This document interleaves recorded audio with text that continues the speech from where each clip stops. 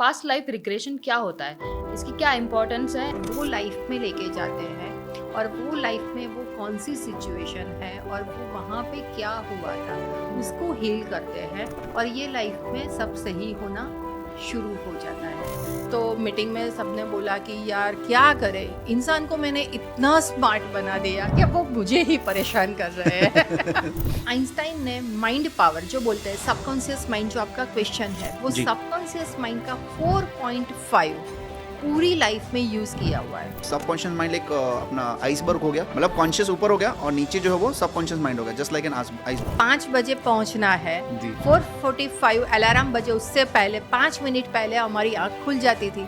हमारी आंख पहले खुलती थी, बाद में अलार्म बजता था। वो सबकॉन्शियस माइंड ही उठाता था। जैसे कि किसी को मैनिफेस्ट करना कोई चीज़ कि भाई मुझे तो ये जैसे कि कुछ गाड़ी चाहिए, जैसे लैम्बोर्गिनी होगी, बट वो सबकॉन्शियस माइंड और उसका कॉन्शियस माइंड जो है वो जद्दोजहद करता है कि वो नहीं है और उसे पाना है, तो वो कैसे उसको टैप इन कर सकता है? वो जी। एंगर को रिलीज करने के लिए कई बार सिचुएशन पे जो है वो फ्लो में रो देना चाहिए।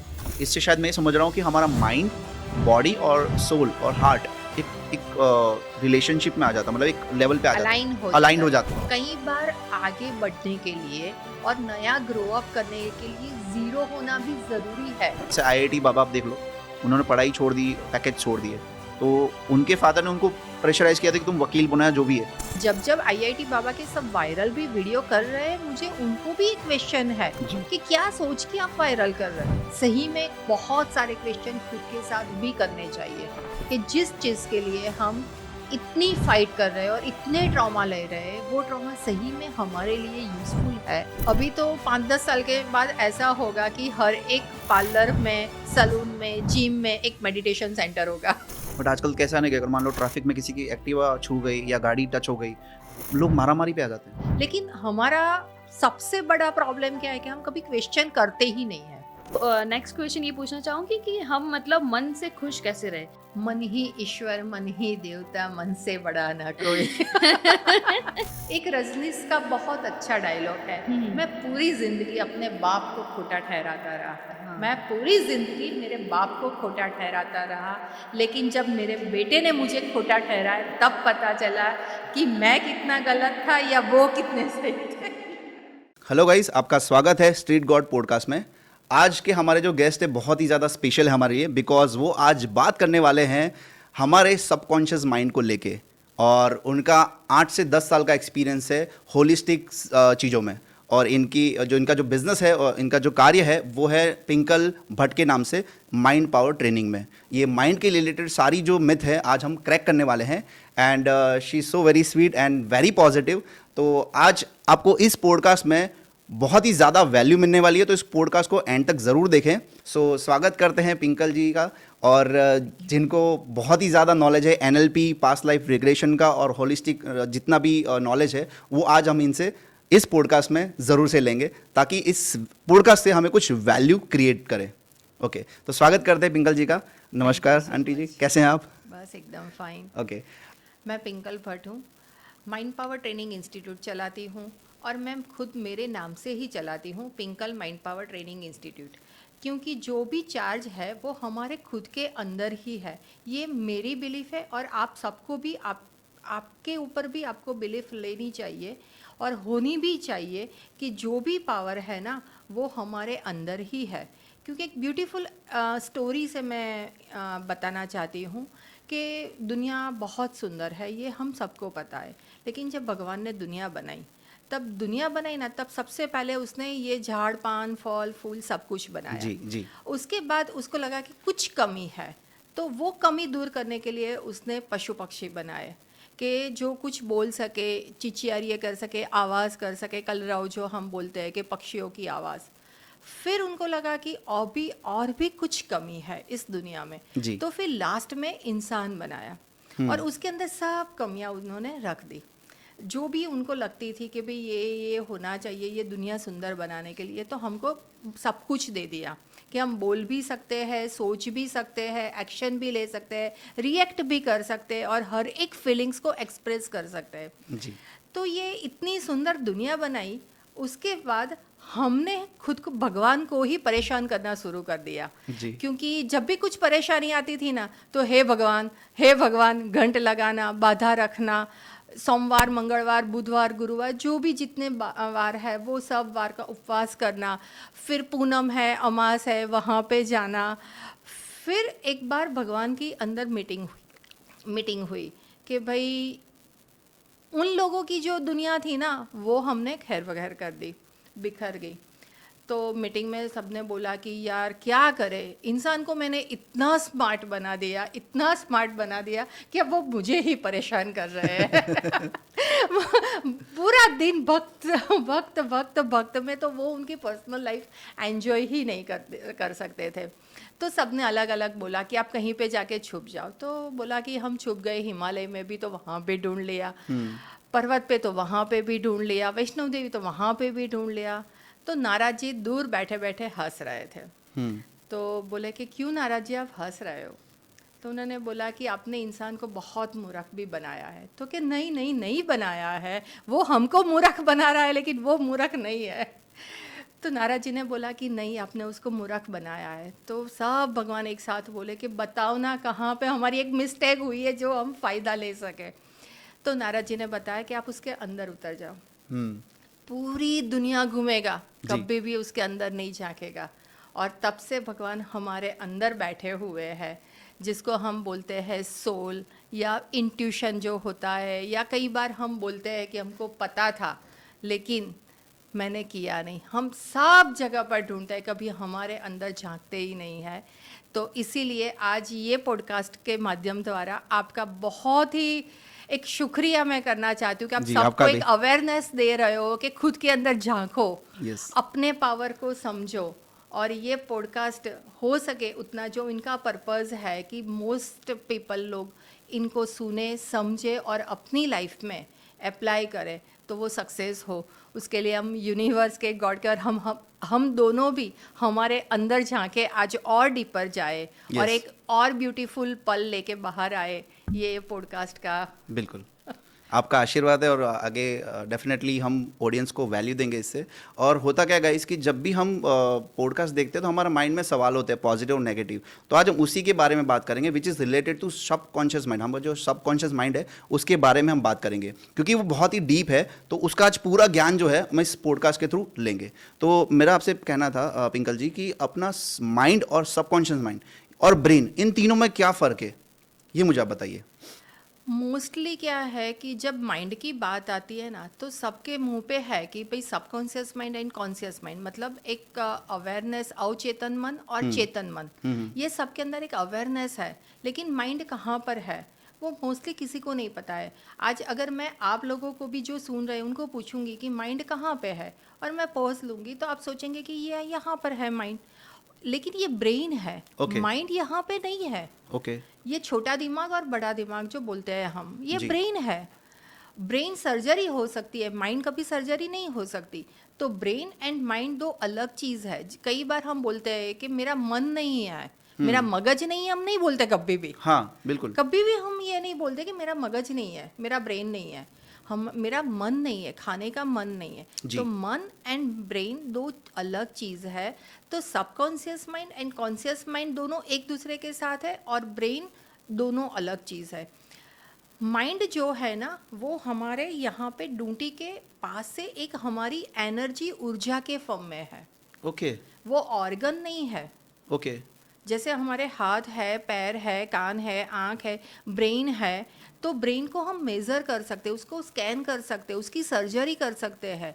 माइंड को हम मेज़र नहीं कर सकते, वो एनर्जी के फॉर्म में है। जैसे एक एग्जांपल से समझाती हूँ कि ये लाइट है, तो लाइट को हम फॉर्म नहीं कर सकते, कितना पावर है, एनर्जी है वो। अगर इसमें 40 का वोल्ट है तो उतना ही प्रकाश देगा, 60 का डालेंगे तो उतना, और 0 का डालेंगे तो उतना ही प्रकाश देगा। सेम माइंड वो है कि वो हमारे एक एनर्जी फॉर्म में है, और ब्रेन हमारे एक ऑर्गन फॉर्म में है। इससे भी इजी एक लैंग्वेज में मैं समझाना चाहूँगी कि हम सब ये टेक्नोलॉजी के ज़माने के हैं, तो टेक्नोलॉजी लैंग्वेज में बहुत इजी समझ में आ जाएगा कि भाई कंप्यूटर है तो एक मदरबोर्ड है और एक सॉफ्टवेयर है। Okay, yes, correct. तो सॉफ्टवेयर जो है वो हमारा ब्रेन है और मदरबोर्ड है वो हमारा माइंड है। ओके, अगर मदरबोर्ड बिगड़ गया तो फिर हमको उसको फेंक ही देना पड़ेगा, लेकिन सॉफ्टवेयर में अगर कुछ है तो उसको हम रिपेयर कर सकते हैं। सेम ब्रेन में अगर कुछ प्रॉब्लम है तो हम उसको रिपेयर कर सकते हैं, लेकिन अगर माइंड जो है, माइंड बंद हो गया जी, तो मतलब वो सोल है, आत्मा है, क्योंकि वो एनर्जी के फॉर्म में, जैसे बल्ब का भी एग्जांपल दिया कि भाई बल्ब अगर खराब हो गया तो उसको फेंकना ही पड़ेगा, फिर जी। वो लाइट नहीं देगा। जी, तो ये subconscious mind, conscious mind and brain, ये तीनों का जो डिफरेंस है वो अलग है। लॉजिक कब लगाना है, कौन सा माइंड लॉजिक नहीं लगाता है, Okay. ब्रेन कैसे लॉजिक लगाता है, ब्रेन से कब काम लेना है, कब हमको माइंड से काम लेना है, ये जी। सब भी बहुत डीप थिंकिंग है। ओके, आइंस्टाइन का नाम भी सबने सुना हुआ जी, है। बिल्कुल। आइंस्टाइन ने माइंड पावर जो बोलते हैं, सबकॉन्शियस माइंड, जो आपका क्वेश्चन है, वो जी। सबकॉन्शियस माइंड का 4.5 पूरी लाइफ में यूज किया हुआ है, ओके, सबकॉन्शियस माइंड का। और सबकॉन्शियस माइंड जो है ना, उसका पावर 90% है। कॉन्शियस माइंड मतलब ये जागरूक अवस्था, जी, सबकॉन्शियस माइंड मतलब अवचेतन मन हुआ। ठीक है, तो जो कॉन्शियस माइंड है ना, उसका पावर ओनली 10% है। ओके, तो सबकॉन्शियस माइंड जो है 90% पावर है, उसका 4.5% यूज किया है आइंस्टाइन ने। ओके, तो उन्होंने 4.5 यूज किया है, तो शायद हमने तो 0.555 भी नहीं किया होगा। शायद इसीलिए उनको जीनियस मैन कहा जाता है। 90% का 4.5। जी, तो ये सबकॉन्शियस माइंड का पावर को समझने की बहुत ज़रूरत है। सबकॉन्शियस माइंड कब काम करता है, कॉन्शियस माइंड कब काम करता है, इसको भी समझने की बहुत ज़रूरत है। जी, बिल्कुल। क्योंकि कॉन्शियस माइंड मतलब जागरूक अवस्था हुई, जब हम जगे हुए हैं तभी वो माइंड काम करता है। जी, तो और उसका पावर तो 10% है, जी, और सबकॉन्शियस माइंड है उसका पावर 90% है, लेकिन सबकॉन्शियस माइंड है वो 24/365 वो चलता ही रहता है। ओके। इसीलिए हमने कई बार सुना है कि हम सो गए थे लेकिन मेरा माइंड चालू था। हाँ, कभी होता है कि कोई इंसान सोया हुआ है बट उसका माइंड फिर भी चलता रहता है, तो उसे वो और जागृत सुबह अवस्था वो में। उठता है तो उसको याद नहीं है, लेकिन वो बोलता रहता है कि हाँ यार कल मैं सोया ही नहीं जी। है। और कई बार वो खराटे भी लेते हैं, फिर भी वो बोलता है कि नहीं मैं नहीं सोया था, जी। क्योंकि माइंड चालू था। जी, तो वो जो माइंड है, वो माइंड में भी अल्फा बीटा थीटा डेल्टा, मतलब सबकॉन्शियस माइंड में भी इतना डीपर है, कॉन्शियस माइंड में भी इतना डीपर है, ब्रेन में भी इतना डीपर है। और ये तीनों का एक दूसरे के साथ कनेक्शन होना बहुत ज़रूरी है। ओके, जैसे अगर हमको कार चलानी है जी। तो clutch, gear and brake Yes. तीनों एक साथ नहीं होंगे तो थोड़ी चल के तुरंत ही बंद रुक हो जाएगी। जाएगी। Yes. जैसे स्कूटर है तो स्कूटर में हमने किक मारी, स्टार्ट कर दिया, लेकिन क्लच, गियर और तीनों एक साथ नहीं गए तो आगे जाके जंप करके तुरंत ही बंद हो जाएगा। Okay. वैसे ही conscious mind, subconscious mind and brain, तीनों का कॉम्बिनेशन बहुत ज़रूरी है। कोई भी एक अगर ज़्यादा भी चलेगा तो भी कुछ काम का नहीं है, कोई Okay. एक कम चलेगा तो भी काम का नहीं है। कब ब्रेन यूज़ करना है, कब कॉन्शियस माइंड यूज़ करना है और कब सबकॉन्शियस माइंड यूज़ करना है, ओके, ये समझना भी बहुत ज़रूरी है। कई बार नहीं बोलते हैं कि भाई एफर्मेशन पढ़ लो हो जाएगा, जी, जी। स्पिरिचुअल कर लो हो जाएगा, ऐसे ही सब होगा तो सब के पास कुछ प्रॉब्लम ही नहीं होता है। जी। तो सबकॉन्शियस माइंड में हम टैप इन कैसे करें, उसको यूटिलाइज कैसे करें? जैसे एक मैं बहुत सुंदर एग्जांपल से समझाती जी, हूँ। जी, बिल्कुल। जैसे ये है प्लांट, ओके, ये प्लांट को कभी मैंने मतलब यूज़ ही नहीं किया है, Okay. मुझे पता ही नहीं है, तो इसकी स्मेल मुझे लेनी है या इसके ये नेचर का एक है वो मुझे पता ही नहीं चलेगा। ओके, सेम वैसे सबकॉन्शियस माइंड कभी हमने यूज़ ही नहीं किया है कि Okay. उसका पावर ही यूज़ नहीं किया है, तो हमको पता ही नहीं है कि सबकॉन्शियस माइंड से कैसे काम लेना है। लेकिन अनफॉर्चुनेटली एक बहुत ही सुंदर बात है जी, जी। कि हम सब ने अनकॉन्शियसली, कॉन्शियसली नहीं, अनकॉन्शियसली सबकॉन्शियस माइंड का यूज़ किया है और Okay. हम सबको ये पता है। Okay. एक एग्जांपल से वो भी देती हूँ। बिल्कुल। हम सब छोटे थे, स्कूल पे जाना होता था, पेरेंट्स उठाते थे, हम नहीं उठते थे, बिल्कुल। सही है, आंख नहीं खुलती थी। लेकिन जब पिकनिक जाना है जी 5 बजे पहुंचना है, जी। 4:45 अलार्म बजे, उससे पहले 5 मिनट पहले हमारी आंख खुल जाती थी। बिल्कुल सच बात मम्मी है। आती थी, हम उठ जाते थे, उठे Yes. हुए होते थे, हाँ मैं जगा हुआ हूँ। हमारी आंख पहले खुलती थी, बाद में अलार्म बजता था। वो सबकॉन्शियस माइंड ही उठाता था कि भाई उठ जाए, ये स्कीप होना नहीं पॉसिबल है। जी बट ये हो सकता है कि हमारा इंटरेस्ट बेसिस पे वो काम करता है। जैसे मुझे जो चीज़ पसंद है, क्योंकि मन तो ऐसा कि वो चंचल है, उसे घूमना अच्छा लगता है, इसीलिए शायद पिकनिक के लिए वो उठ गया। बट जहाँ वो पे उसकी लाइकिंग थी, जी उसमें फीलिंग्स ऐड थी। एग्जैक्टली मैं वही बोल रहा हूँ कि वो चीज़ जो है शायद इसीलिए वो ज़्यादा टैप इन कर पाया, क्योंकि वो नेचुरल था। नेचुरल से भी ज़्यादा जो आपने बताया ना कि टैपिंग इसीलिए हुआ कि उसमें उसका इन्वॉल्वमेंट ज़्यादा था। यस नेचुरल से भी ज़्यादा एक फीलिंग्स होती है कि जो फ्लेवर उनको ऐड करनी थी, जो उनके लिए हैप्पीनेस वाली थी, राइट ये बच्चों का हमने दिया। सेम ये एक बड़े हो के, जैसे चलो उस टाइम पे तो हम बच्चे थे, जी तो हमको वो पता नहीं होता है कि भाई चलो ये करना चाहिए या ये नहीं करना चाहिए। जी। लेकिन जैसे जैसे हम बड़े होते हैं, अगर कहीं पे भी जाना है और फ्लाइट मिस नहीं होनी चाहिए ये पता है, जी और अर्ली फ्लाइट है, 4 बजे की फ़्लाइट है, 12 बजे भी हम सोए होंगे ना, 3 बजे वहाँ पे पहुँचना है, तो भी 2 बजे का अलार्म है तो 1:55 पे हम आँख खुल जाएगी और बाद में अलार्म बजेगा, क्योंकि वो फ़्लाइट मिस नहीं होनी चाहिए, वो कॉन्फ्रेंस मिस नहीं होना चाहिए। ये हमारे सबकॉन्शियस माइंड को हमने अलार्म कर दिया है। कॉन्शियस एंड सबकॉन्शियस ऑपोजिट नहीं था। ओके इन्वॉल्वमेंट था उसका। टैपिंग तभी होती है, कॉन्शियस एंड सबकॉन्शियस एक साथ होने चाहिए। ओके अगर कॉन्शियस कुछ और बोल रहा है, सबकॉन्शियस कुछ जी। और बोल रहा है, तो वो टैपिंग पॉसिबल है ही नहीं, फीलिंग्स इन्वॉल्व ही नहीं होगी। ओके जैसे मुझे काम पे जाना है, ये कॉन्शियसली मैंने सोचा, लेकिन एक अंदर फीलिंग से यार मुझे काम पे जाना अच्छा ही नहीं लग रहा है, जी मुझे नहीं जाना। वहाँ पे जाता हूँ तो बॉस खिटपिट करता है, स्टाफ में एनवायरनमेंट अच्छा नहीं है, पॉलिटिक्स बहुत है, जी। लेकिन काम पे तो जाना है। यस वो वाला हुआ तो सबकॉन्शियस ऑपोजिट हुआ, कॉन्शियस ऑपोजिट हुआ। ओके तो रोज 5 मिनट लेट ही पड़े होगा। 10 o'clock पहुंचना है तो 10:05 कितना भी कर लो, जी कुछ नहीं होगा तो रास्ते में ट्रैफिक मिल जाएगा, जी। ट्रैफिक नहीं मिलेगा तो सिग्नल मिल जाएगी, सिग्नल नहीं मिलेगी तो एक्सीडेंट मिल जाएगा, एक्सीडेंट नहीं मिलेगी तो लिफ्ट नहीं आएगी। लेकिन कुछ ना कुछ करके तो हम लेट ही पहुंचेंगे, क्योंकि कॉन्शियस एंड सबकॉन्शियस ऑपोजिट है। ओके लेकिन अगर कॉन्फ्रेंस में जाना है और वो कॉन्फ्रेंस मिस होनी ही नहीं चाहिए, और वहाँ पे हमारे परफॉर्मेंस की एक वैल्यू है, जी जी तो अगर हम लेट भी निकले होंगे ना तो एक भी सिग्नल नहीं मिलेगी, ट्रैफिक नहीं मिलेगा, पूरा क्लियर मिलेगा, क्योंकि कॉन्शियस एंड सबकॉन्शियस एक है, ओके तो पूरा रास्ता खोल देता है हमारे लिए। तो सबकॉन्शियस हमारा सबकॉन्शियस माइंड को यूज़ करना है तो we have to tap into the हमारे जो इंटरेस्ट है उसके रिलेटेड ही वो अपने को सपोर्ट करेगा।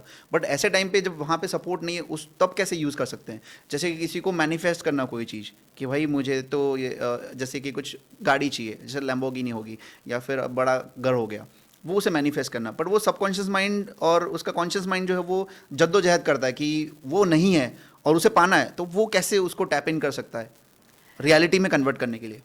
जैसे अगर मुझे घर लेना है, जी मैंने सोचा कि मुझे 4 BHK का घर लेना है, जी ये मेरी एक सोच है कॉन्शियस माइंड से, हम्म। लेकिन अभी मैं रह रही हूँ 1 BHK में, यस तो डिफरेंस बहुत बड़ा हो बहुत गया। बड़ा। तो जैसे ही मैं सोचूंगी कि मुझे 4 BHK लेना है, लग्जूरियस फ्लैट लेना है, ये सब करना है, तो कॉन्शियस माइंड से मैंने सोचा, जी। लेकिन सबकॉन्शियस माइंड में सोचेगा कि कैसे होगा, कुछ है प्लान, एक्शन है, कहाँ से होगा, जी कुछ भी अफर्मेशन काम नहीं करेगा, क्योंकि सबकॉन्शियस माइंड उसको एक्सेप्ट ही नहीं करेगा, रिजेक्ट कर देगा। जी लेकिन अगर मैं 1 BHK में रह रही हूँ और मैं सोचूंगी कि मुझे 2 BHK या 2.5 BHK में तो जाना चाहिए, जी तो सबकॉन्शियस माइंड सोचेगा कि हाँ यार, लॉजिकल मैच हो रहा है conscious mind and subconscious mind, क्योंकि कॉन्शियस माइंड के पास लॉजिक है, सबकॉन्शियस माइंड के पास नहीं है, लेकिन लॉजिक एंड अनलॉजिक मैच तो होना चाहिए। ओके मैच ही नहीं हो रहा है तो एफर्मेशन कुछ काम नहीं करेगा, क्योंकि दोनों ऑपोजिट चल रहा है। Okay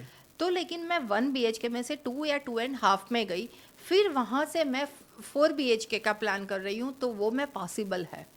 Okay. अगर मुझे कोई कार लेनी है तो मेरे पास अभी साइकिल है जी। और मैं 4 व्हीलर का सोचूं, तो पॉसिबल ही नहीं है कि वो कॉन्शियस एंड सबकॉन्शियस टैपिंग हो, क्योंकि रियलिटी प्रेजेंट में लैकिंग है।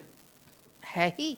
अगर मुझे महीने का 2 लाख कमाना है और अभी मेरी प्रेजेंट इनकम है 25,000, तो 2 लाख जाने के लिए पहले 25 से मुझे कुछ 10% इंक्रीज करना पड़ेगा। ओके 10 से फिर धीरे धीरे मुझे 50,000 तक आना पड़ेगा। 50 के बाद मैं डायरेक्ट फिर 25% ऐड कर सकती हूँ। ओके फिर धीरे धीरे लाख से हम डबल पे 2 लाख पे जा सकते हैं। ओके लेकिन वो स्टेप तो प्रॉपर होने चाहिए। ओके स्टेप ही प्रॉपर नहीं है तो कॉन्शियस एंड सबकॉन्शियस टैपिंग होगा ही नहीं, दोनों ऑपोजिट होगा और हमको लगेगा कि ये कुछ है ही जी। नहीं। रियलिटी के साथ सबकॉन्शियस अगर रियलिटी के साथ मैच नहीं होगा तो वो कुछ भी काम नहीं करेगा। ओके ये भी एक मैं ब्यूटीफुल एग्जांपल के साथ समझाती हूँ। सबकॉन्शियस माइंड जो है ना वो हमारा सर्वेंट है, कॉन्शियस माइंड जो है ना वो हमारा बॉस है। लेकिन जो बॉस है ना उसके पास 10% पावर है और जो सबकॉन्शियस है ना मतलब सर्वेंट उसके पास 90% पावर है। ओके लेकिन ऑलवेज आप कंपनी में भी देखोगे ना जो बॉस है ना उसके पास पावर कम होगा जी क्योंकि वो स्टाफ के ऊपर डिपेंड है जी। और स्टाफ के पास ही पावर ज़्यादा है। लेकिन जो बॉस है ना उसके पास वो 10% पावर है कि सर्वेंट से कैसे काम लेना है, ओके इसीलिए वो सर्वेंट है। पावर भले उनके पास ज़्यादा है यस लेकिन बॉस को पता है कि मुझे ये सर्वेंट इसकी जो कैपेसिटी है उससे कैसे काम लेना है, जी तभी वो बॉस है।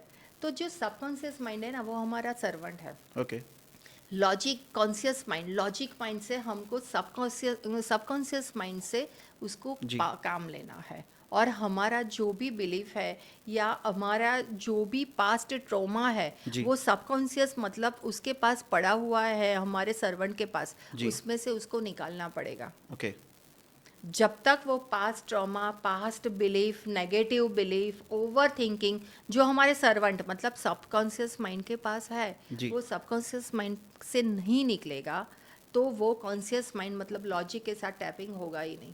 तो उसको हमारी ऑडियंस या जो भी मतलब प्रैक्टिस करना चाहें अपने सबकॉन्शियस माइंड को यूज़ करने के लिए, आपने जैसे बोला शायद मैं समझ चुका हूँ कि सबकॉन्शियस माइंड एक अपना आइसबर्ग हो गया, ऊपर का जो रहता है वो आपका अवचेतन माइंड हाँ, चेतन माइंड हो मन गया है। और नीचे का जो है वो सबकॉन्शियस हो मन गया। है, हाँ। ठीक है, मतलब कॉन्शियस ऊपर हो गया और नीचे जो है वो सबकॉन्शियस माइंड हो गया, जस्ट लाइक एन आइसबर्ग। तो उसमें टैप इन करने के लिए लोग कैसे उसको मतलब क्रिएट कर सकते हैं अपने रियलिटी को मतलब फुलफिल करने के लिए, वो कैसे उसको मतलब पा सकते हैं जो चीज़ उन्हें चाहिए नेगेटिविटी को स्टॉप करते हुए? ऐसी कोई स्टेप्स या कोई ऐसी ट्रिक्स है जिससे यूज़ करके ऑडियंस का भला हो?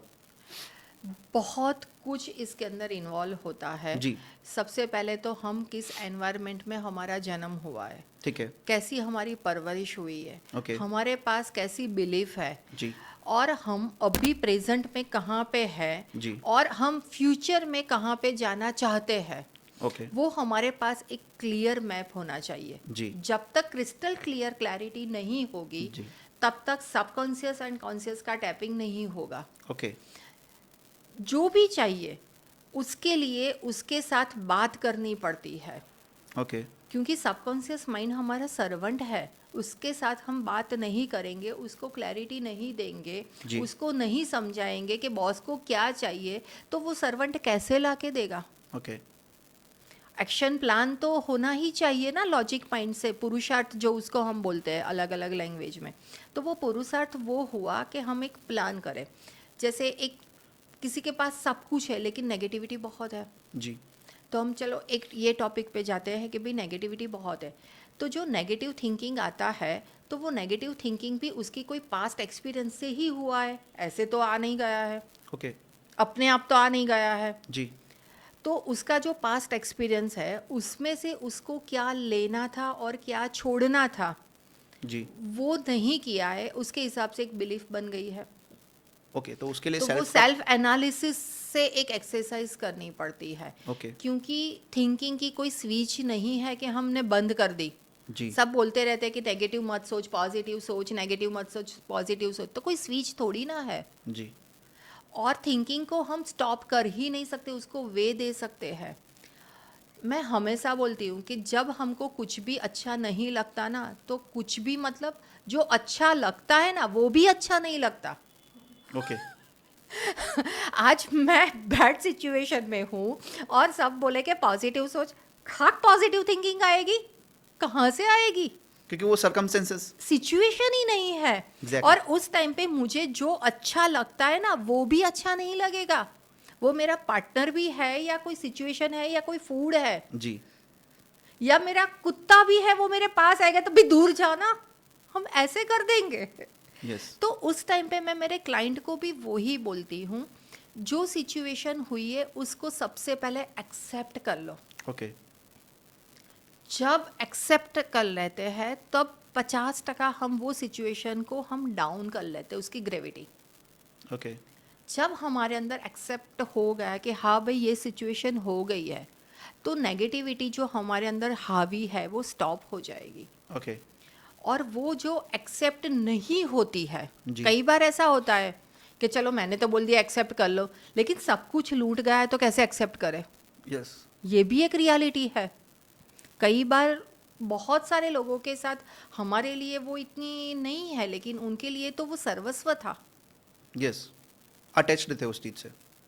तो वो कैसे एक्सेप्ट करे। तो उस टाइम पे सोचना चाहिए कि शायद इसमें से मुझे कुछ सीखना है। जैसे हम हमारे बच्चे को बोलते हैं, डांटते हैं, कि गुस्सा करते हैं, उसको पनिशमेंट भी देते हैं, जी तो उसके लिए करते हैं कि उसका ब्राइट फ्यूचर हो। राइट तो जो यूनिवर्स है, गॉड है, जिन्होंने भी हमें बनाया है, उस टाइम पे हमें जब पनिशमेंट दे रहे हैं, हमको ऐसा लग रहा है कि ये मेरे साथ कुछ इतना गलत हुआ है, एक्सेप्ट नहीं हो रहा है, जी। तो हमको उस टाइम पे सजा ही लगती है। तो वो हमें कुछ सिखाना चाहते हैं और बेटर बनाना चाहते हैं। राइट वो सोचेंगे तब हम जो सिचुएशन है उसको एक्सेप्ट कर पाएंगे। एक्सेप्ट कर पाएंगे तो फिर उसमें से हम एक नया रास्ता निकाल के, टैपिंग करके, नेगेटिविटी को स्टॉप करके Okay. एक नया जो रास्ता खुलता है राइट उस पे जा पाएंगे। ओके तो पहला हो गया एक्सेप्टेंस। सेकंड उसके बाद क्या एक्सेप्ट कर लेते हैं, उसके बाद फिर एंगर कन्वर्ट होता है। ओके क्योंकि एक्सेप्ट तो कर लिया, फिर गुस्सा भी आएगा, मेरे साथ ही क्यों, यस क्यों, मैंने किसी का क्या बिगाड़ा है, बिल्कुल ये होता है। ये क्वेश्चन आता ही है। 50% तो वहाँ पे रिलीव हो गया, लेकिन फिर यहाँ पे एक बोझ आ जाता है। ओके वो एंगर को रिलीज करना पड़ता है। वो जी। एंगर को रिलीज करने के लिए कई बार सिचुएशन पे जो है वो फ्लो में रो देना चाहिए, ओके किसी के आगे रो देना चाहिए। जो भी एंगर है उसको भर के रखने की ज़रूरत नहीं है, वरना एक डार्क पेज हो जाता है। ओके सो आप बोल रहे सेकंड स्टेप है इमोशन को रिलीज करना। रिलीज करना ही पड़ेगा, ओके क्योंकि रिलीज नहीं करेंगे तो वो अंदर ही अंदर हम धीरे धीरे धीरे वो ट्रॉमा हम कैरी कर रहे हैं। ओके तो वो सबकॉन्शियस के पास जो हमारी बात हुई कि डीपर पड़ा हुआ ही है, जी वो बिल्कुल। कहीं पे भी तो 2 साल या 5 साल के बाद ऐसी कुछ सिचुएशन होगी तो वो ट्रॉमा रिएक्ट होगा। और बिल्कुल। प्रेजेंट जो भी होगा तो उसमें एकदम से अचानक उसको क्या हुआ, और खुद को भी पता नहीं होगा कि वो ट्रिगर हुआ, जी बिल्कुल। क्योंकि वो तो अंदर है तो वो ट्रिगर तो होगा ही। ओके तो वो उसको निकालना ही पड़ेगा। जब हम निकालते हैं तब जाके हम थोड़े बहुत फिर अपनी खुद की एनर्जी के साथ सेटल होते हैं। ओके तो कॉन्शियस एंड सबकॉन्शियस एक पाथ पे आते हैं। उसके बाद थर्ड स्टेप। थर्ड स्टेप फिर वो हो गया, एंगर हो गया, तो थर्ड स्टेप में हम सेल्फ लव छूट जाता है। खुद Okay. से प्यार करना छोड़ देते हैं। कोई आके मुझे प्यार करे, समझे, सिंपैथी दे, अंडरस्टैंड करे, अनकंडीशनल लव दे कि यार क्या हुआ, और कोई आके बोले कि हम हैं आपके साथ। जी। लेकिन उसमें से थोड़ी सी हिम्मत करके सेल्फ लव पे आना पड़ेगा। ओके जब हम सेल्फ लव पे आते हैं तब जाके कॉन्शियस एंड सबकॉन्शियस बैलेंस हो जाए। बहुत सारे डीपर स्टेप होते हैं, लेकिन जब सेल्फ लव पे आ गया तो मतलब दोनों ओके हो गए। ओके तो और फर्स्ट फिर वहां से हम Yes. ग्रो अप कर सकते हैं। ऐसे आप आते हैं, जैसे नहीं, जैसे डुबकी मारी थी वहां से आप आ जाते हैं। ओके तो फर्स्ट हो गया अपना एक्सेप्टेंस, सेकंड हो गया रिलीजिंग Anger. इमोशन, रिलीज करना ही पड़ेगा। ओके एंड थर्ड हुआ आपका सेल्फ Self लव, love. खुद से प्यार करो। तो इससे शायद मैं ये समझ रहा हूँ कि हमारा माइंड, बॉडी और सोल और हार्ट एक रिलेशनशिप में आ जाता है, मतलब एक लेवल पे आ जाता Align है, हो अलाइंड जाता हो है। जाते हैं। एंड देन फिर आपका वो मैजिक जो है वो स्टार्ट होता है, क्योंकि Start आप तब होता है। प्रेजेंट मोमेंट में आ जाते हो कि आपने अब सरेंडर मोड हो चुका है आपका। सरेंडर हो गए एक नई सिचुएशन पे। कई बार आगे बढ़ने के लिए और नया ग्रो अप करने के लिए जीरो होना भी जरूरी है। यस जब हम जीरो होते हैं ना तब हम हीरो हो सकते हैं। हीरो होने के जी। लिए फिर से जीरो होना जरूरी है। जब तक हम जीरो होंगे ही नहीं, क्योंकि जी। वो जो सिचुएशन में बीच में टूटे हुए ही रहेंगे, राइट। तो कहीं से भी आगे ग्रो अप होंगे तो जैसे ही कुछ पानी पड़ेगा तो लीकेज तो स्टार्ट हो ही जाएगा। एग्जैक्टली। वो लीकेज अगर हमने कवर अप भी कर दिया तो वो शेपिंग चेंज हो जाएगा, मतलब हम ओरिजिनल नहीं रहेंगे। जब हम ओरिजिनल ही नहीं रहे तो आगे जो भी मिलेगा तो पीस, हैप्पीनेस, सुकून कहाँ से आएगा? ओके। एक्चुअली तो वही है, जी। हम जो भी करते हैं उसके लिए ही करते हैं। तो ओरिजिनल होने के लिए फिर से जीरो होना जरूरी है, और जब हम जीरो हो जाते हैं तो वापस हीरो हो गए, शायद उससे भी अच्छे हीरो हो गए, राइट। क्योंकि हम ओरिजिनल है ना। राइट। बिल्कुल। तो अभी कुछ जैसे मेरे ट्रेडर लोग हैं जो कमेंट करते हैं कि यार मैं कुछ जब भी ट्रेड लेने जाता हूँ ना, तो वो पास्ट एक्सपीरियंस उनका रहता है कि वो नेगेटिव हो जाता है। तो जैसे उसने देखा कि मैंने सेटअप किया पूरा और देखा कि मैंने बाय किया, फिर सीधा नीचे आ जाता है कि वो नेगेटिव और पूरा लॉस हो जाता है। तो ऐसी सिचुएशन में फियर आता है उनके, FOMO, fear of missing out. तो वो उस टाइप पे वो कैसे कर सकते हैं? क्योंकि बैकग्राउंड में तो चल रहा है भाई ये जाएगा, नीचे जाएगा, लॉस होगा, लॉस होगा, बट उसने लगा दिए पैसे। अब 1 लाख लगाया, 2 लाख लगाया, करोड़ों भी लगाया, जो भी लगाया, तब वो पूरा उनका सिनारियो उस टाइम पे चेंज होता है। बोले यार मैं पॉजिटिव था, मैंने पूरा सेटअप किया, बट स्टिल गलती कहाँ हुई मुझे समझ नहीं आता, और उनका लॉस हो जाता है। सबसे बड़ी गलती वो है कि जो ट्रेडर है ना, वो खुद का दिमाग या खुद का सोल या खुद की एनर्जी है ही नहीं, ओके। जो लॉस करते हैं वो। क्योंकि लॉस वो ही करता है जो दूसरों के कहने पे कूदता है। ओके। क्योंकि अगर वो अपना खुद का दिमाग और खुद के प्लानिंग से कूदेगा तो उतना ही कूदेगा कि वो गिरे नहीं। ओके। इसलिए कई बार वो सोचना भी जरूर है कि हम किसकी बात सुनते हैं, ओके। एक्चुअली वो हमारे लिए क्या है। राइट। ये जो भी, मतलब ये ट्रेडिंग के अलावा भी किसी भी बिजनेस बिजनेस में, रिस्क हो गया है, कुछ भी हम ले सकते हैं। किसी में भी अगर वो मेरे लिए अच्छा है तो मैं खुद के अपने एक्शन पे रिएक्शन करूंगी। राइट। लेकिन अगर आपने मुझे बोला कि पिंकल ये बहुत अच्छा है, चलो आप कर लो, तो आपके कहने पे किया है, तो मैं नेगेटिव प्लानिंग या फिर इसमें क्या होना चाहिए, कैसे करना चाहिए, जी। फाइनेंस का मेरा कुछ भी, मेरा दिमाग ही नहीं है। ओके। तो वो तो मैंने आपके, तो जैसे ही आपका 19-20 हुआ तो मेरा 18-20 हो गया 19-20 नहीं होगा, अच्छा। क्योंकि मैंने तो आपके कहने पे कर दिया, फिर मैं ब्लेमिंग गेम पे आ जाऊंगी जी। तो मेरा लॉस हो जाएगा। सेम बच्चों के साथ होता है। फादर बोलते हैं तुम्हें, जैसे आईआईटी बाबा आप देख लो, उन्होंने पढ़ाई छोड़ दी, पैकेज छोड़ दिए, तो उनके फादर ने उनको प्रेशराइज किया था कि तुम वकील बनाया, जो भी है। तो शायद ऐसे बच्चों के साथ भी होता है जो 10th-12th में अच्छे मार्क्स लाना चाहते हैं, लेकिन उनका सबकॉन्शियस माइंड और कॉन्शियस माइंड कभी मैच नहीं हुआ। उसकी वजह से उनके अच्छे मार्क्स आने चाहिए थे, बट वो प्रेशर की वजह से नहीं आते।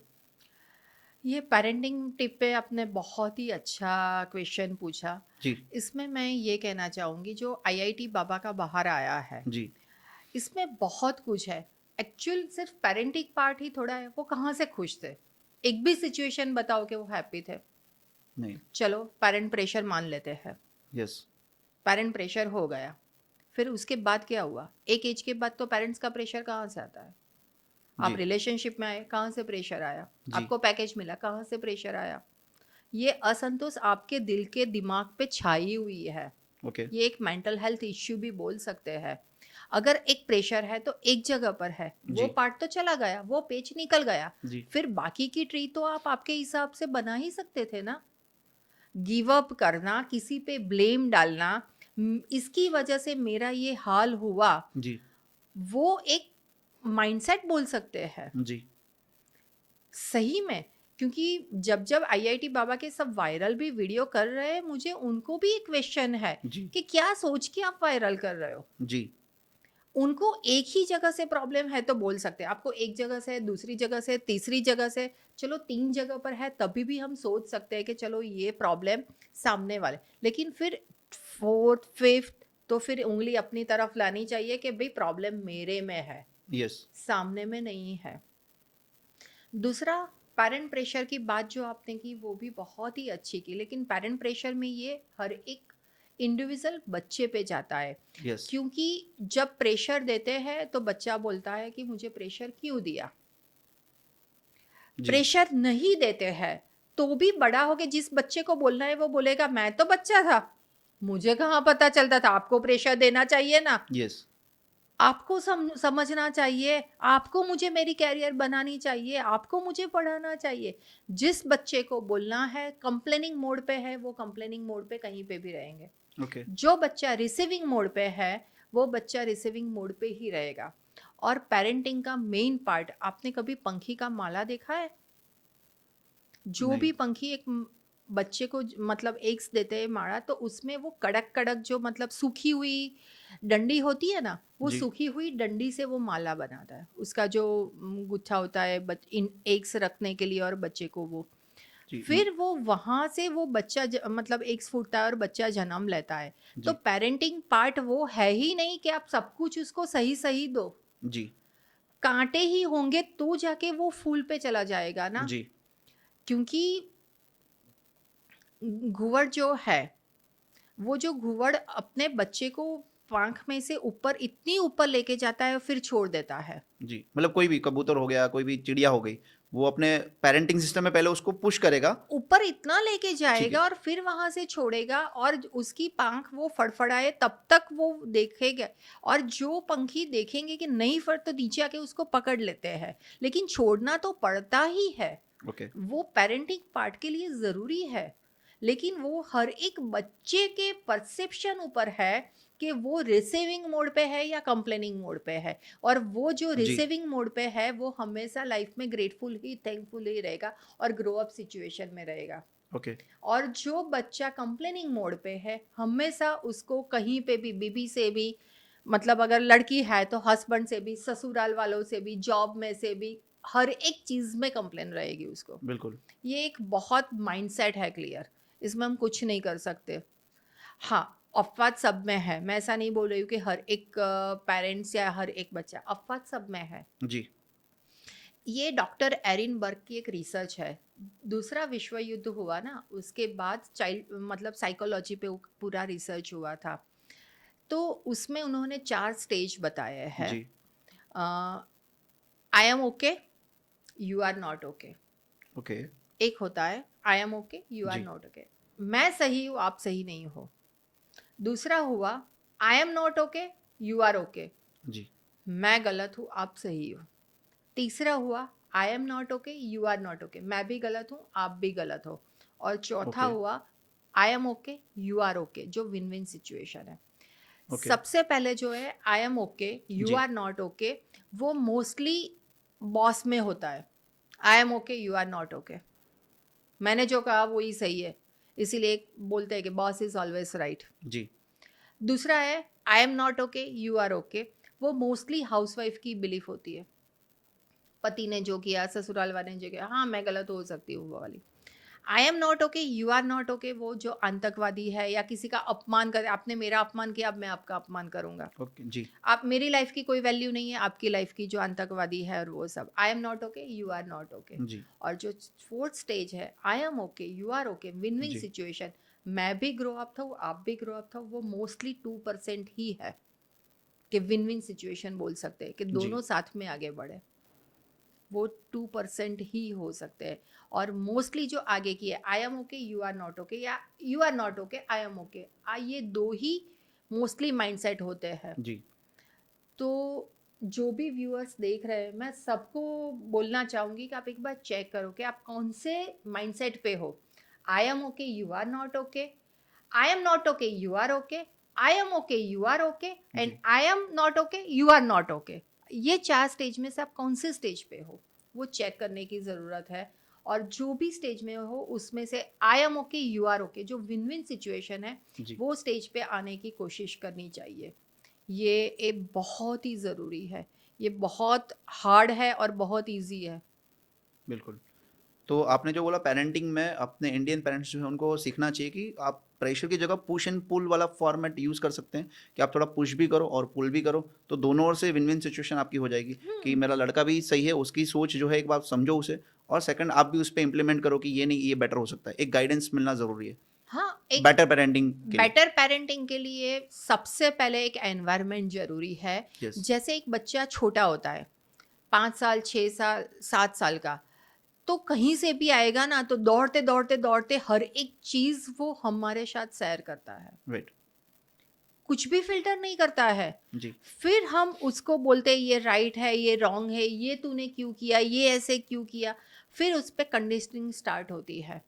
फिर धीरे धीरे वो बच्चा हमसे छुपाना शुरू करता है। राइट।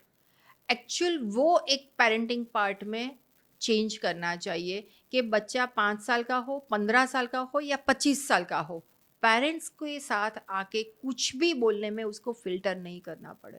ओके, बट हमारे सिविलाइजेशन में पहले से कैसा है कि जैसे पेरेंट्स चलते आ रहे हैं, जैसे ग्रैंडफादर हो गए, फिर उन्होंने प्रेशर दिया हमारे पापा पे, फिर हमारे पापा ने हम पे प्रेशर दिया, तो ये क्या सो ऑन चलता रहता है। तो शायद उनका जो सबकॉन्शियस माइंड जैसे प्रोग्राम था पहले, शायद वही दबाव आते आते वो प्रोग्रामिंग छोटे बच्चे तक आती है, जीन्स के जैसा। एकदम बहुत ही मतलब जो आपने बताया एकदम परफेक्ट बोला। लेकिन अभी तो ये रील के वायरल के ज़माने में बहुत सारे ऐसे रील आते हैं कि भाई आगे से ट्रॉमा आया, प्रेशर आया, उन्होंने उनके बच्चों को दिया, उनके बच्चों ने उनके बच्चों को दिया। और जी अभी की जो ये पीढ़ी है वो अपने बच्चों को देना नहीं चाहती है, वो यहाँ से ही रिमूव करना चाहती है। और ये इतनी अवेयरनेस ये पीढ़ी के अंदर है, ये एज के बच्चों के अंदर भी है। जिन्हें हम जेंजी बोलते हैं। हाँ बहुत स्मार्ट है। Yes. बहुत ही ज्यादा स्मार्ट है। Just because of modern technology और सारी चीजें, एक्सेस मिल गया उनको पूरे ओपन वर्ल्ड का, जो हमारे पास नहीं था पहले।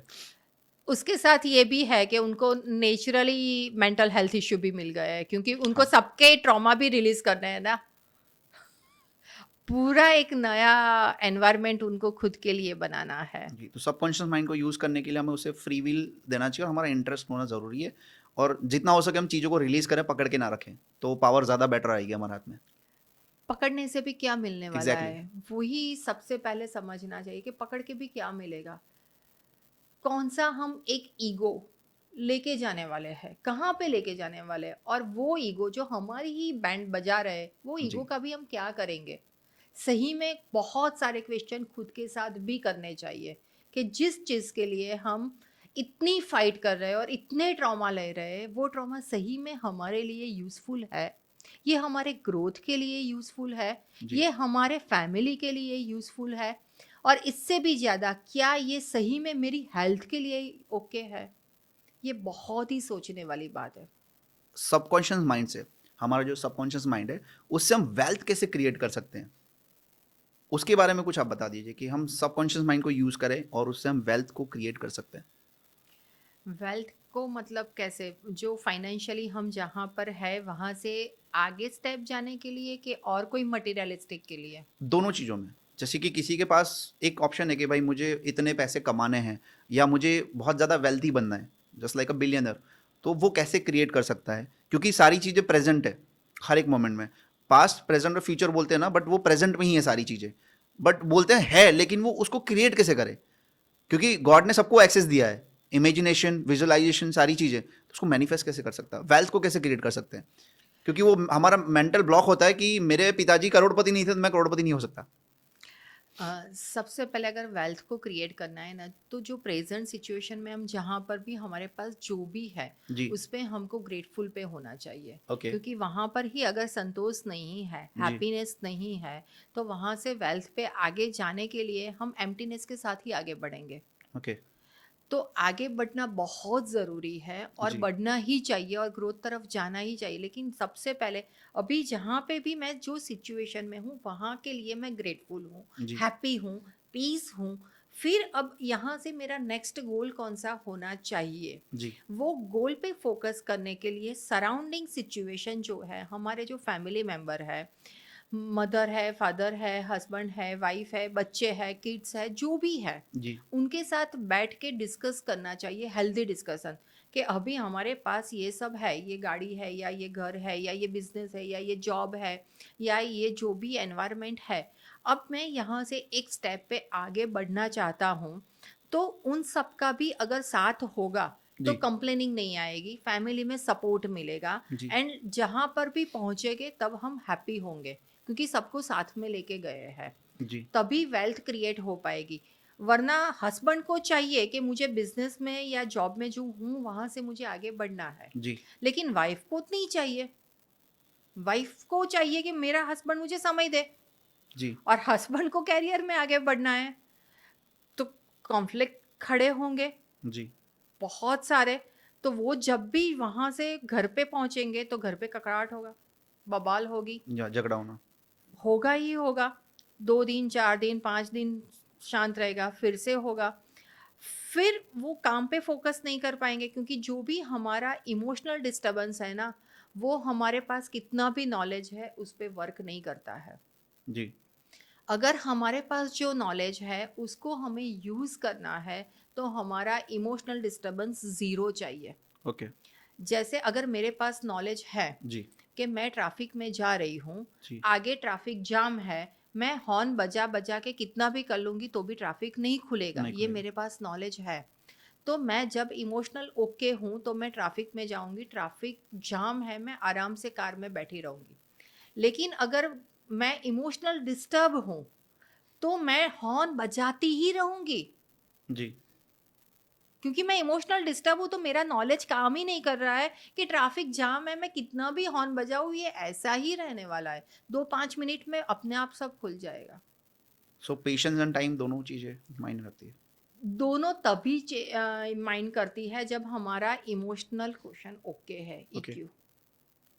वो अगर पार्ट ओके नहीं है, इमोशनल डिस्टर्बेंस है, तो हमारे पास जो नॉलेज है, वो नॉलेज हम 100% यूज़ कर ही नहीं पाएंगे। और ग्रोथ करने के लिए हमारा नॉलेज बहुत ज़रूरी है यूज़ करने के लिए। जी। एक्शन, रिएक्शन, प्लान, सबके साथ डील करना, बातें करना, नया सोचना, नई चीज़ें नया एक्शन में रखना, रिस्क कैपेसिटी, बहुत कुछ चाहिए ग्रोथ करने के लिए। जी।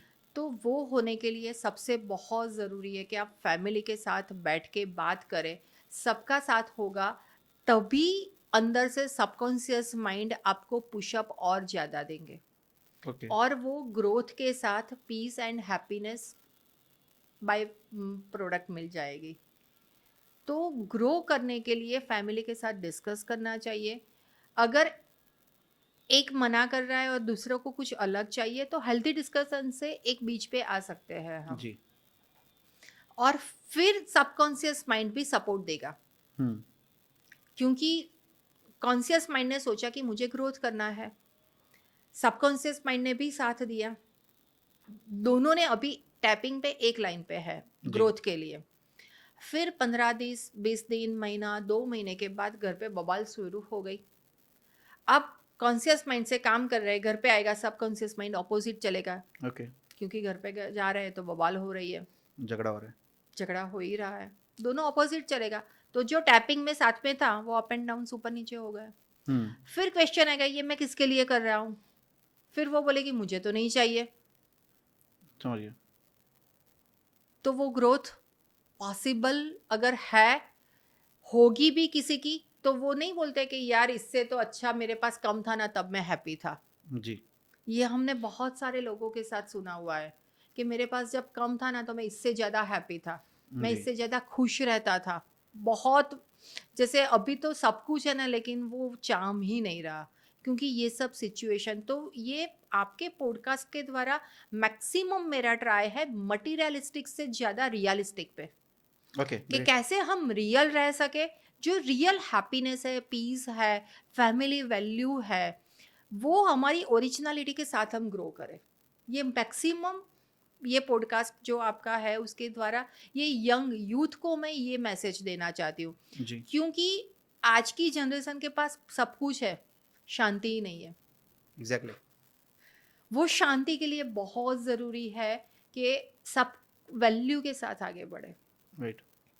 अभी तो 5-10 साल के बाद ऐसा होगा कि हर एक पार्लर में, सैलून में, जिम में एक मेडिटेशन सेंटर होगा। ज़रूरी है। ऐसी सिचुएशन आ जाएगी, तो वो हमारी नहीं आए, जो भी ये पॉडकास्ट देख रहा है आपका, जी। उसकी नहीं आए, उसके लिए ये सब वैल्यू लेके वो आगे बढ़े, तो ग्रोथ भी होगा, मटेरियलिस्टिक भी ग्रोथ होगा, रियलिस्टिक भी ग्रोथ होगा, और ओरिजिनलिटी के साथ आगे बढ़ेंगे। ओके। तो हम मतलब सबकॉन्शियसली हमें अगर वेल्थ क्रिएट करनी है तो हमें ग्रेटफुल रहना पड़ेगा और उस चीज़ को समझना पड़ेगा पहले खुद से। तो वो कैसे क्रिएट कर सकता है? To how to be a grateful person? Because reality situation current अलग है। मैं बोल रहा हूँ हाँ मैं करोड़पति, बट अंदर से लैकिंग आ रही है कि यार तू करोड़पति नहीं है। ठीक है, तो वो सबकॉन्शियस माइंड में वो चीज़ होगी कि भाई नहीं है, तो उसको क्रिएट करना है। तो वो ग्रेटफुल भी है, बट वो उसको कैसे और ज़्यादा क्रिएट कर सकता है उसको, मतलब नेगेटिव चीज़ों को अवॉइड करके। ग्रेटफुल हमेशा रियलिटी पे ही होना चाहिए। ओके। अगर आज मेरे पास करोड़ रुपए नहीं है और मैं ऐसे ही बोलूँ कि थैंक यू, मेरे पास करोड़ रुपए आ गए, उसके लिए मैं ग्रेटफुल हूँ। जी। कई एफर्मेशन लोग बोलते हैं कि आप ऐसे ही बोलो कि जैसे हो गए हो, तो लेकिन सबकॉन्शियस माइंड उसको एक्सेप्ट नहीं करेगा। या फिर लॉजिक माइंड, हम बोल रहे हैं तो लॉजिक माइंड से मैं बोल रही हूँ, लेकिन उसके अंदर वो फीलिंग ही नहीं होगी। अगर मेरे पास करोड़ रुपए है और वो बोलने की जो फीलिंग्स है वो नहीं आएगी। तो ग्रेटफुल हमेशा रियलिटी पे होना चाहिए कि सुबह चलो आँख खुल गई तो मैं उसके लिए ग्रेटफुल हूँ। ओके। खाने के लिए मिला, मैं उसके लिए ग्रेटफुल हूँ। बिना नींद की गोली लिए बिना मुझे आराम से नींद आ गई, जी। मैं उसके लिए ग्रेटफुल हूँ। ये गर्मी में मुझे एसी में बैठने को मिला, मैं उसके लिए ग्रेटफुल हूँ। राइट। ये ठंडी में मुझे पहनने के लिए कंबल मिला, ओढ़ने के लिए बेड, सोने के लिए मुझे बेड मिला, मैं उसके लिए जी। ग्रेटफुल हूँ। जी। ये रियल ग्रेटफुल है जो एक्चुअली हमको मिला मिला है। मिरर के सामने जब हम खड़े रहते हैं तो मुझे पूरा शरीर मिला है। जी। ऐसा नहीं है कि मेरी एक आंख नहीं है या एक पैर नहीं है या एक हाथ नहीं है, तो हम उसके लिए भी ग्रेटफुल हो सकते हैं। तो छोटी चीज़ों से भी हम ग्रेटफुल हो सकते हैं और वो छोटी इम्पैक्ट देगा। चीजों से ही ग्रेटफुल हो सकते हैं, क्योंकि बड़ी चीजों के लिए तो हम भागते हैं ना। यस। और ग्रोथ चाहिए, और ये छोटी चीजों के लिए हम ग्रेटफुल होंगे ना तो ही बड़ी चीजें पा सकेंगे। ओके।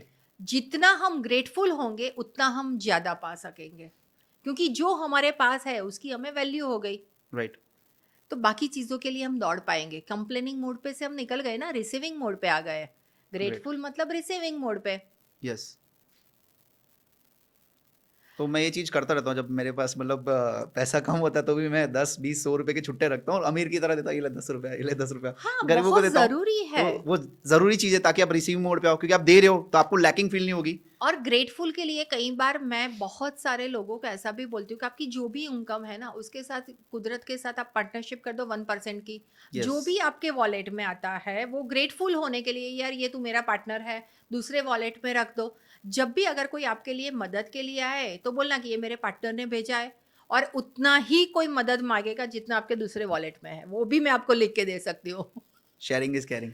Sharing is carrying. वही मैंने देखे हैं सारे गॉड के जो अजूबे हैं ना, शेयरिंग इज मैजिक। कैरिंग, लेकिन उसमें फिर चीटिंग नहीं होनी हाँ, चाहिए। वो मैजिक मैंने देखा है। क्योंकि पार्टनर के साथ कभी हम चीटिंग नहीं कर सकते, चीटिंग करेंगे तो वो नहीं। Because he reside inside us, he knows everything, हाँ, सोचने तो से पहले हम पता ऐसे होता है। भी ग्रेटफुल हो सकते हैं कि जिन्होंने हमने दिया है उसको हम एक परसेंटेज वाइज, एक दूसरा वॉलेट के भी जितनी भी इनकम आई वो वॉलेट में डाल दो। मैं किसी को देने नहीं जाऊंगा, लेकिन मेरे पास कोई आएगा मदद मांगने के जी। लिए जी। कि इतना पैसा चाहिए या ये चाहिए, तो मैं सोचूंगा कि मेरे पार्टनर ने भेजा है, और वो उतनी ही मदद मांगेगा। जी। अगर वो वापस देता है तो वो वॉलेट में वापस दे दो, अगर वो नहीं देता है तो वो जाने और वो पार्टनर जाने, क्योंकि हम तो मीडिएटर थे। यस, निमित मात्र। दूसरा, आपने जो ग्रेटफुल बोला ना उसके साथ फॉरगिवनेस बहुत जरूरी है। ओके। जब हम किसी को माफ करते हैं ना, तो सिर्फ माफ नहीं करते और उसको माफ नहीं करते। हम जब किसी को माफ करते तो हम खुद को शारीरिक स्तर से, मानसिक स्तर से, भावनात्मक स्तर से और आध्यात्मिक स्तर से हम खुद को रिलीव करते हैं। जी। इस बात पे मैं बोलना चाहूँगा कि अभी प्रेमानंद जी जो हैं बहुत बड़े, मैं तो बोलूँ सिद्ध पुरुष से भी ज़्यादा हैं, क्योंकि राधा रानी की उन पे बहुत कृपा है। और अभी बीच में वृंदावन में इंसिडेंट हुआ कि वो रात को 2 बजे जो रैली निकालते हैं जिससे लोग भक्त जो है दर्शन करते हैं, तो उन्होंने अगेंस्ट उनके क्वेश्चन उठाए कि आप रात को, हमारी नींद आती है और आप यहाँ से रैली मत निकालिए क्योंकि लाउड स्पीकर और बजते हैं। बट फिर भी वो सारा इंसिडेंट हुआ, सोशल मीडिया पे बहुत सारी चीज़ें हो।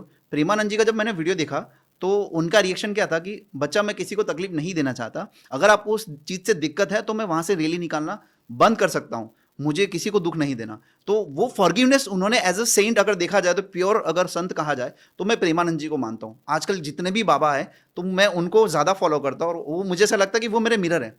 वो जो चीज़ बोलते हैं ना वो सारी चीज़ मुझे पहले से पता है कि ऐसा ही होना चाहिए इंसान को। सही बात है, क्योंकि जितना ग्रेटफुल जरूरी ना उतना ही फॉरगिवनेस भी जरूरी ही है। बिल्कुल। जब तक हम ग्रेटफुल रहेंगे लेकिन फॉरगिवनेस नहीं रहेंगे तो भी, क्योंकि यहाँ से तो हम ग्रेटफुल होते हैं लेकिन हमने अंदर भी बहुत कुछ भरा हुआ है, तो वो फॉरगिवनेस से ही निकलेगा। बट आजकल कैसा नहीं कि अगर मान लो ट्रैफिक में किसी की एक्टिवा छू गई या गाड़ी टच हो गई, लोग मारामारी पे आ जाते हैं। क्योंकि भरा हुआ है ना, इतना भरा हुआ है। अभी हमने बोला कि सबके पास सब कुछ है लेकिन पीस ही नहीं है। मैं तब मतलब ऐसा सोचना मुझे आता है कि हमें ह्यूमन बना है और हमारे पास उतनी कंट्रोल लेवल भी नहीं है, हम दूसरे के छोटा सा अगर हम पे मतलब स्क्रैच भी आ जाए गाड़ी पे तो लोग मतलब मारा मारी पे आ जाते हैं, तो मुझे लगता है कि कहीं लैकिंग है हमारे में। वो फॉरगिवनेस एंड ग्रेटफुल का, हम्म। जब तक हम थैंकफुल, ग्रेटफुल एंड फॉरगिवनेस पे कन्वर्ट नहीं होंगे जी। तब तक हम भरे हुए ही रहेंगे। हमको खाली होना है, ग्रो होना है, रियल बनना है, तो हमको ग्रेटफुल, थैंकफुल, फॉरगिवनेस पे आना ही पड़ेगा। जी। तो ही हम ज़्यादा से ज़्यादा लॉ ऑफ अट्रैक्शन यूज़ कर पाएंगे, मैनिफेस्ट यूज़ कर पाएंगे, हमें जो ग्रोथ चाहिए वो ग्रोथ कर पाएंगे, हमारा सबकॉन्शियस माइंड का यूज़ कर पाएंगे। और कई बार किसी से माफ़ी मांग लेने से या किसी को माफ़ कर देने से बहुत सारी चीज़ें एकदम नेचुरल वे पे छूट जाती है, बहुत। और हम कितना छोड़ सकते हैं ना, उतना हम कितना पा सकते हैं वो लिमिट यूनिवर्स नकीरत जी। सोचता है। जो जितना छोड़ सकता है वो उतना पा सकता है। ओके, यूनिवर्स और सबकॉन्शियस माइंड को कैसे कनेक्ट करें?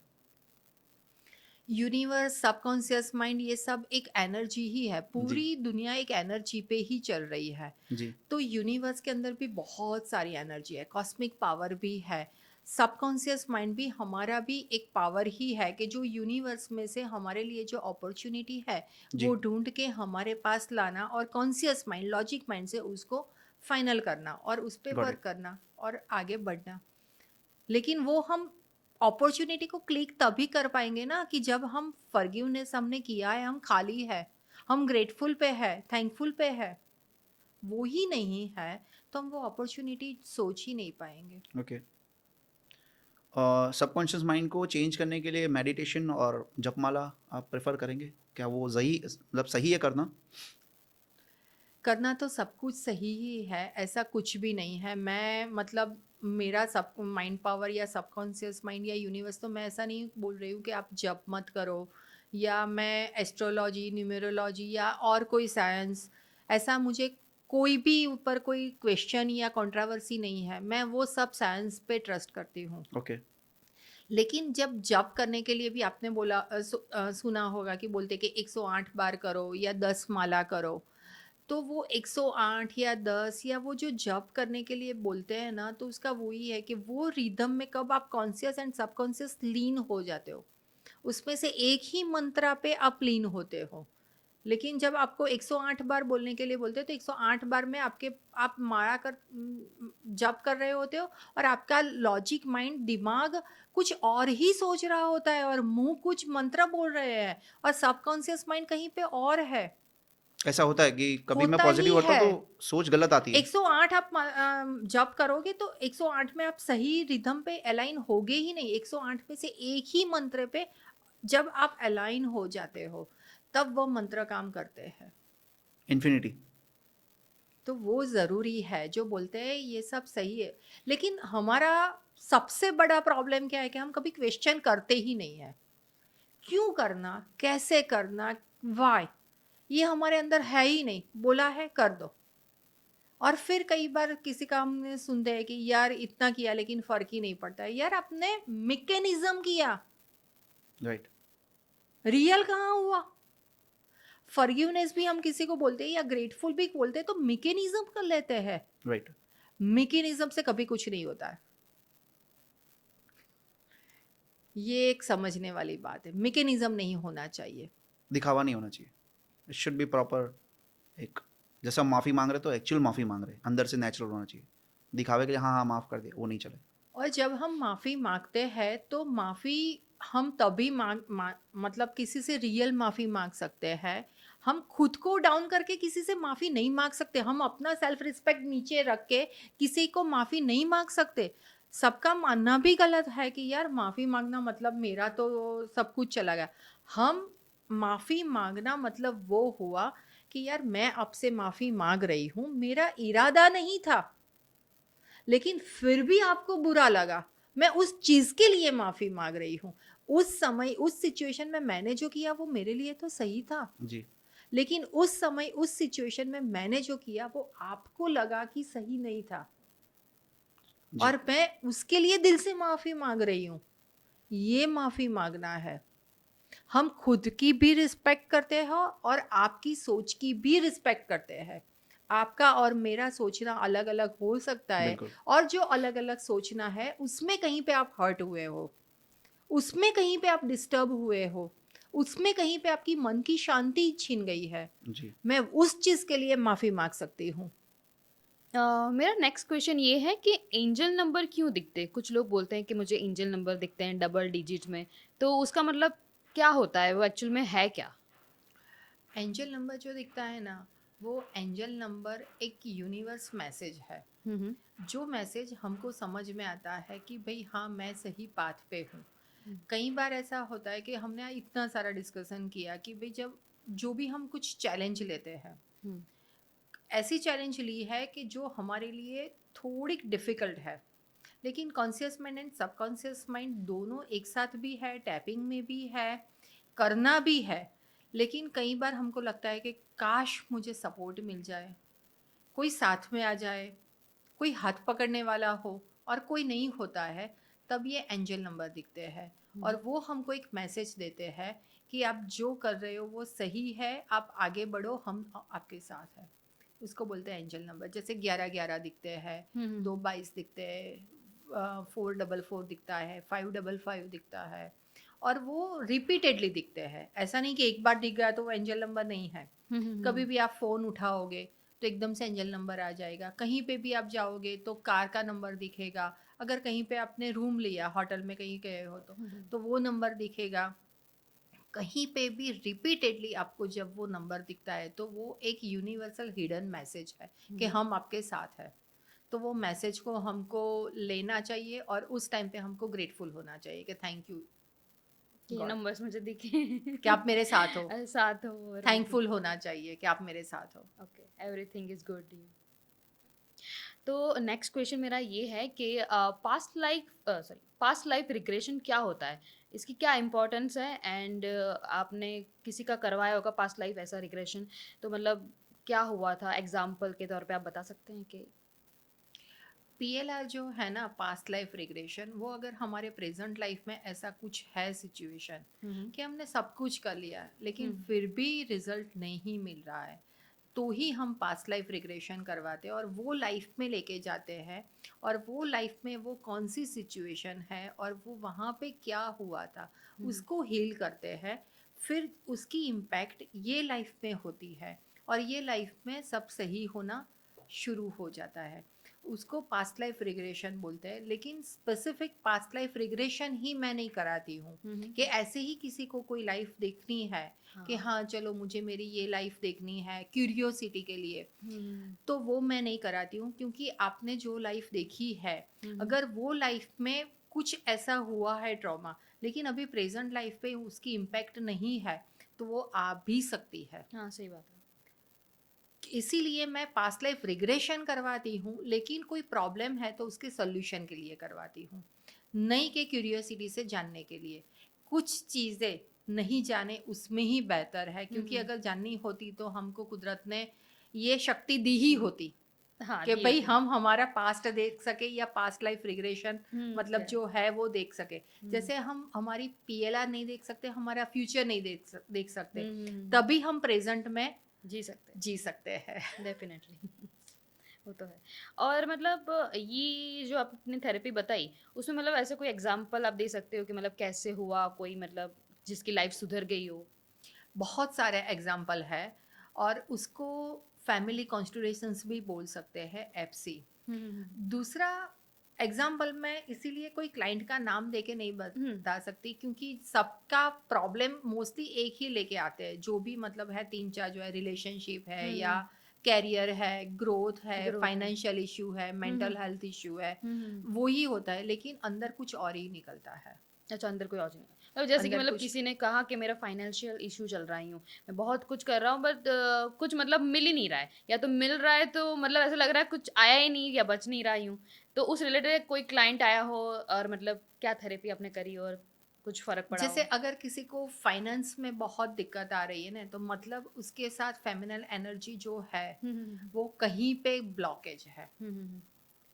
तो ही आपका फाइनेंस इश्यू आ रहा है। अच्छा। अगर किसी का कैरियर इश्यू आ रहा है हम्म, तो मेल एनर्जी, मस्कुलर एनर्जी कहीं से ब्लॉक है, अच्छा अच्छा। वो एनर्जी को क्लियर करना पड़ता है। हम्म, तो वो देखना पड़ता है कि ये लाइफ का है, पीएलआर का है, हम्म, या ऐसे ही अट्रैक्ट किया हुआ है, काम की जगह से लिया हुआ है। तो जब वो एनर्जी ओके होती है अच्छा। तो बाकी सब, क्योंकि वो एनर्जी के साथ हमने बहुत कुछ और भी कैरी किया होता है, तो वो सबको हील करना पड़ता है, सही करना पड़ता है, अवेयरनेस देनी पड़ती है। कई बार पीएलआर का कॉन्ट्रैक्ट भी ब्रेक करना पड़ता है, लाइफ बिटवीन लाइफ उसको जो बोलते हैं एलवीएल में जो लिया हुआ होता है उसको भी ब्रेक करना पड़ता है, नया कॉन्ट्रैक्ट बनाना पड़ता है, लाइफ स्क्रिप्टिंग बोलते हैं उसको, नई लाइफ स्क्रिप्ट करनी पड़ती है। क्योंकि बहुत कुछ है, हम जहाँ पे है 60, 70, 80 साल हम रहने वाले हैं, तो हम ऐसे ही नहीं आ गए होते हैं। बहुत कुछ हम प्लान करके आते हैं कि हमको ये करना है, ये नहीं करना है, और वो पाथ पे हम नहीं होते हैं। तब जाके ये क्लू हमारे अंदर एक होता है कि भाई हाँ चलो हम यहाँ पे जाए और ये सिचुएशन में से हम निकले, और उसमें जब हम पीएलआर करते हैं तो ये बहुत बढ़िया रिजल्ट मिलता है और प्रेजेंट लाइफ उसकी ओके हो जाती है। अच्छा, तो मतलब आप पास्ट लाइफ में जाके उनका मतलब जो भी ब्लॉकेज है वो निकालेंगे, देन फिर प्रेजेंट में मतलब आप अवेयरनेस देंगे आप ये चीज़ मत करिए, और देन ध्यान रखिए, तो ही आपकी लाइफ में सुधार आएगा थोड़ा बहुत, ऐसा। ये आपने बहुत ही बढ़िया बताया कि अवेयरनेस, हाँ क्योंकि ये कोई मैजिक नहीं हाँ है, वही वही। जादू की छड़ी नहीं है कि हमने कुछ किया और यहाँ सही हो गया। हाँ वही वही चीज़ है। कि वो सब होने के बाद जब आप एक आपकी खुद की मूवी देखते हो तो एक अवेयरनेस आती है कि क्या हाँ, राइट है और क्या क्या रॉन्ग रॉन्ग है, है, yes, हाँ। मेरे लिए क्या, मुझे अब अपने आप में चेंजेस लाना है, अपनी कौन सी पैटर्न चेंज करनी है। तो yes, वो yes। अवेयरनेस पाथ पे रहने के बाद लाइफ चेंज होती है। ये आपने बहुत ही बढ़िया बताया कि हाँ, अवेयरनेस बहुत जरूरी बहुत है। ज़रूरी है, yes। और सो नेक्स्ट मेरा ये सवाल है कि जिसको ये ट्रॉमा रहता है, एनजाइटी रहती है, जिस मतलब आपके जो क्लाइंट है वो आएंगे और इस दौर से गुजरेंगे, तो आप मतलब क्या उसको बोलोगे कि ये थॉट्स में क्या चेंजेस करोगे तो इसमें थोड़ा सुधार आएगा, यूँ मेंटल मतलब मेंटल हीलिंग, हम जो मेंटल हीलिंग बोलते हैं वो क्या है, आप करवाते हो वैसे टाइप का, यूँ?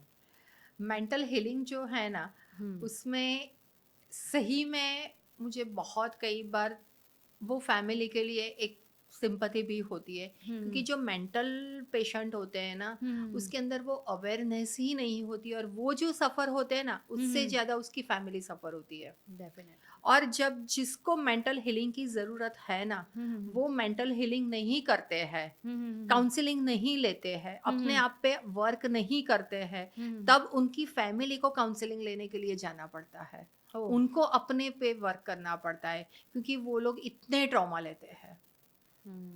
मेंटल हीलिंग के लिए अवेयरनेस ही नहीं है, सबका वही मानना है कि मुझे ज़रूरत ही नहीं है, सामने वाले को बदलने की ज़रूरत, लेकिन जो एक रिदम है, रूटीन है, वो ही अगर नहीं है तो समझना चाहिए कि मुझे कहीं पर अपने आप पे वर्क करना चाहिए।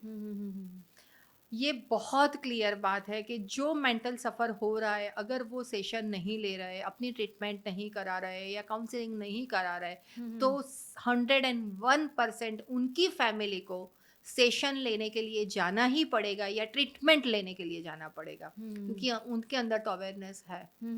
हाँ, क्योंकि जो मेंटल रहेगा वो सुनेगा नहीं किसी के, और आजू बाजू के जो 4 लोग हैं वो परेशान हो रहे, वो तो नॉर्मल है ना, तो वो तो नॉर्मल परेशान ही वो तो होंगे। फिर मतलब वो सुधरे ये तो ना सुधरे। तो ये नहीं तो चलो मैं तो अपने आप को ओके रखूं। हाँ, कोई ना तो कोई तो करे, सही बात है। तो सही बात ये मेंटल हीलिंग के लिए बहुत ज़रूरी है है। अवेयरनेस।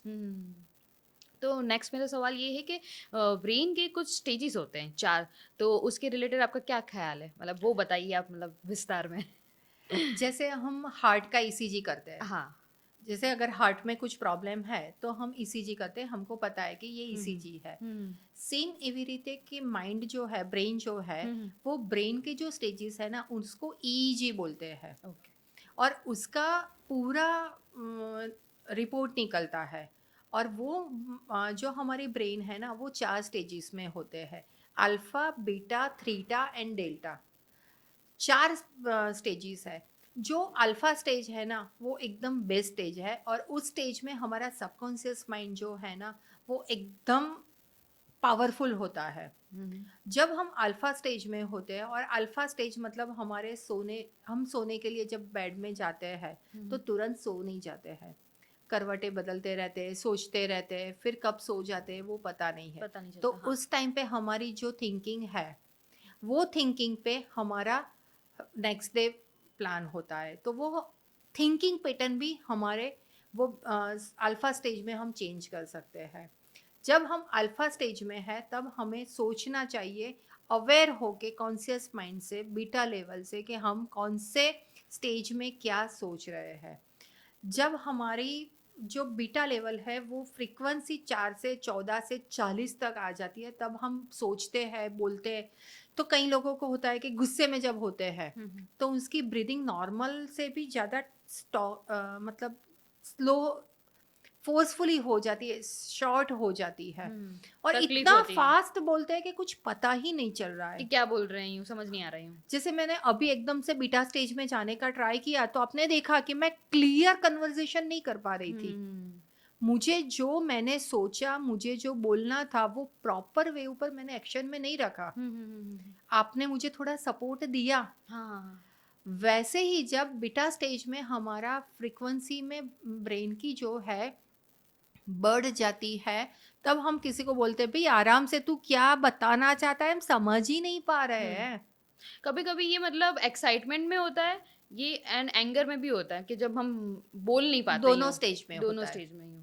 दोनों स्टेज में होता है। अच्छा, नेक्स्ट क्वेश्चन ये है कि ह्यूमन माइंड को हम कैसे समझे, कोई कैसा है हमें कैसे समझ आए। ह्यूमन माइंड को समझने के लिए हम खुद को भी समझ लेना तो भी बहुत है। जैसे हम कई बार बोलते हैं कि इसको पता नहीं किस चीज़ का ईगो है, वो कई बार हम नहीं समझ पाते हैं। तो वो ह्यूमन माइंड को समझना है ना, तो ईगो स्टेट को समझना पड़ेगा। तो ईगो स्टेट 3 है, parent ego, adult ego and child ego. Parent मतलब माता पिता नहीं है, ईगो का नाम है। Parent ego, adult ego and child ego. तो सामने वाला का कौन सा हाई ईगो है वो ईगो स्टेट को समझना पड़ेगा। अच्छा। जैसे पेरेंट ईगो है तो पेरेंट ईगो में भी 2 ईगो है, nurturing parent ego and dominating parent ego. और ब्यूटीफुल बात ये है कि ये सब ईगो सबके अंदर है। सिर्फ कोई एक ईगो किसी में थोड़ा सा हाई हो जाता है, और वो जब हाई पे अटक जाता है ना तब हम समझ नहीं पाते हैं कि इसके साथ कैसे डील करें। ये ह्यूमन के साथ कई बार होता है कि इसके साथ बात करना ही बेकार है। सही बात है। कोई किसी किसी पर्सन को ऐसे सोच रहे कि नॉर्मल क्वेश्चन पूछा है पर उसका भी आंसर मतलब घुमा फिरा के देना, वो भी, या तो फिर कुछ उल्टा ही आंसर देना, मतलब कोई मतलब ही नहीं है आंसर का ही। जैसे ऐसा। ये जो ईगो है ना, ईगो का मैं ब्यूटीफुल एग्जांपल से समझाऊं। हाँ। ईगो को, parent ego, child ego, adult ego हाँ। को, कैसे हमारे अंदर सभी ईगो है। हाँ। अगर मैं अभी आपके साथ बैठी हूँ और पेरेंट ईगो में हूँ, तो पेरेंट ईगो के साथ मैं बात करूंगी आपसे कि क्या है, मतलब मैं एक हाई अथॉरिटी पे आ जाऊंगी अपने खुद की। जैसे ईगो को हमें को समझना है, तो जैसे अगर मैं मेरे बच्चे के साथ रहूंगी तो आराम से बैठी हूँ और मेरा बच्चा किचन में गया, उसने कुछ लिया, गिरा, मैं पेरेंट ईगो में जाके उठ के उसको बोलूंगी। अब भी बैठी हूँ, आराम से बैठने भी नहीं देता है, वो पेरेंट ईगो में हूँ अभी। जैसे अभी मैं पेरेंट ईगो में ही हूँ और मेरे फ़ोन की घंटी बजी, तो मेरे फ़ोन पे मैंने देखा कि मेरी फ्रेंड का फ़ोन है, तो मैं पेरेंट ईगो से तुरंत मैं चाइल्ड ईगो में आ जाऊंगी। मैं उसको वो नहीं बोलूँ ये क्या टाइम है फ़ोन करने का, हाँ। मैं तुरंत ही चाइल्ड ईगो में आ जाऊंगी और उससे हंसी मजाक से बात करूंगी, क्या है, कैसा चल रहा है वो। अभी मैं चाइल्ड ईगो पे ही हूँ फ़ोन पे, और डोरबेल बजा, कोई कुरियर वाला आया है, तो वहां पे मैं एडल्ट ईगो से 1 मिनट होल्ड, चाइल्ड ईगो को मैंने होल्ड किया, एडल्ट ईगो से मैं वो कुरियर वाले पूछूंगी कि क्या पानी पीना है या क्या है, सिग्नेचर करना है, वो रिसीव करूंगी, रखूंगी, फिर से वापस मैं चाइल्ड ईगो पे आ जाऊंगी। हाँ हाँ बोलना, हंसी मजाक। तीनों ईगो फास्ट स्विच ओवर होते हैं अच्छा। और ऐसे सबके होते हैं, लेकिन कोई एक ईगो सबके अंदर एक हाई होता है और वो ईगो पे जब हम अटक जाते हैं तब हम ह्यूमन सामने वाले इंसान को समझ नहीं पाते हैं, और वही सामने वाला इंसान भी वही ईगो पे अटक गया तो मतलब दोनों दोनों इंसान है बट दोनों एक ही जगह पे अटक गए हैं, पर सॉल्यूशन लाने वाला कोई नहीं है। और सॉल्यूशन नहीं, ईगो चेंज करना भूल ईगो, गए। हाँ ईगो चेंज करना भूल ईगो गए तो हम। सब चेंज करते रहते हैं, हाँ। फ्यू सेकंड्स में ईगो चेंज करते हैं। जैसे मैं अभी आपसे बात कर रही हूँ, एडल्ट ईगो से बात करूंगी, अभी कुछ कहीं पे हुआ, अगर मैं नीचे गई, तुरंत टोन चेंज हूँ। मेरी कार किसी ने ठोक दी, मैं पेरेंट ईगो पे आ जाऊंगी, हाँ, टोन चेंज। Tone change. अभी तो फोन पे मतलब घंटी बजी और मैंने देखा कि यार मेरे बच्चे का फोन आया, बाहर है, मैं हाँ। पेरेंट ईगो से तुरंत चाइल्ड ईगो पे आ जाऊंगी। सही बात है, सही बात है।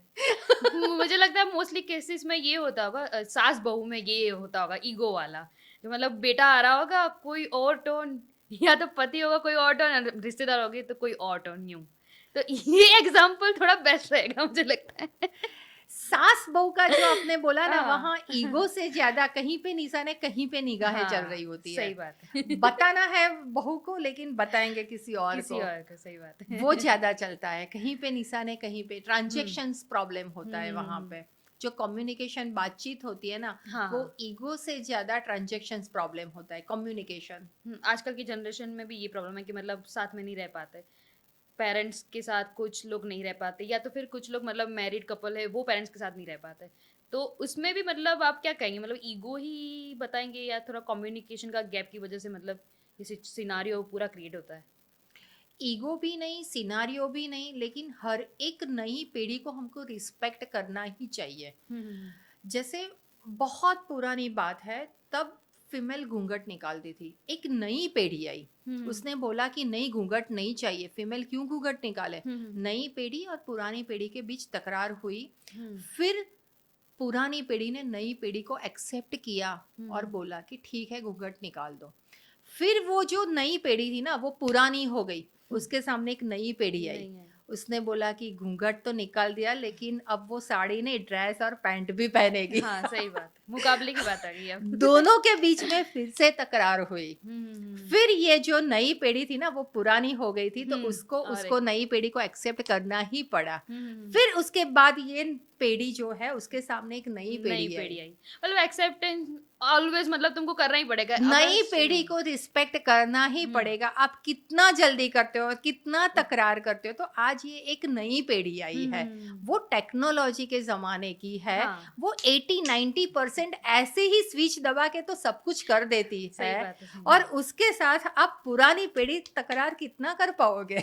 ना, सही बात। तो एक्सेप्ट करना ही पड़ेगा, समय के साथ बदलना ही पड़ेगा, परिवर्तन संसार का नियम है। सही बात है। इसको एक्सेप्ट करना ही पड़ेगा। मैं किसी को बुरा, किसी को सही नहीं बताऊंगी।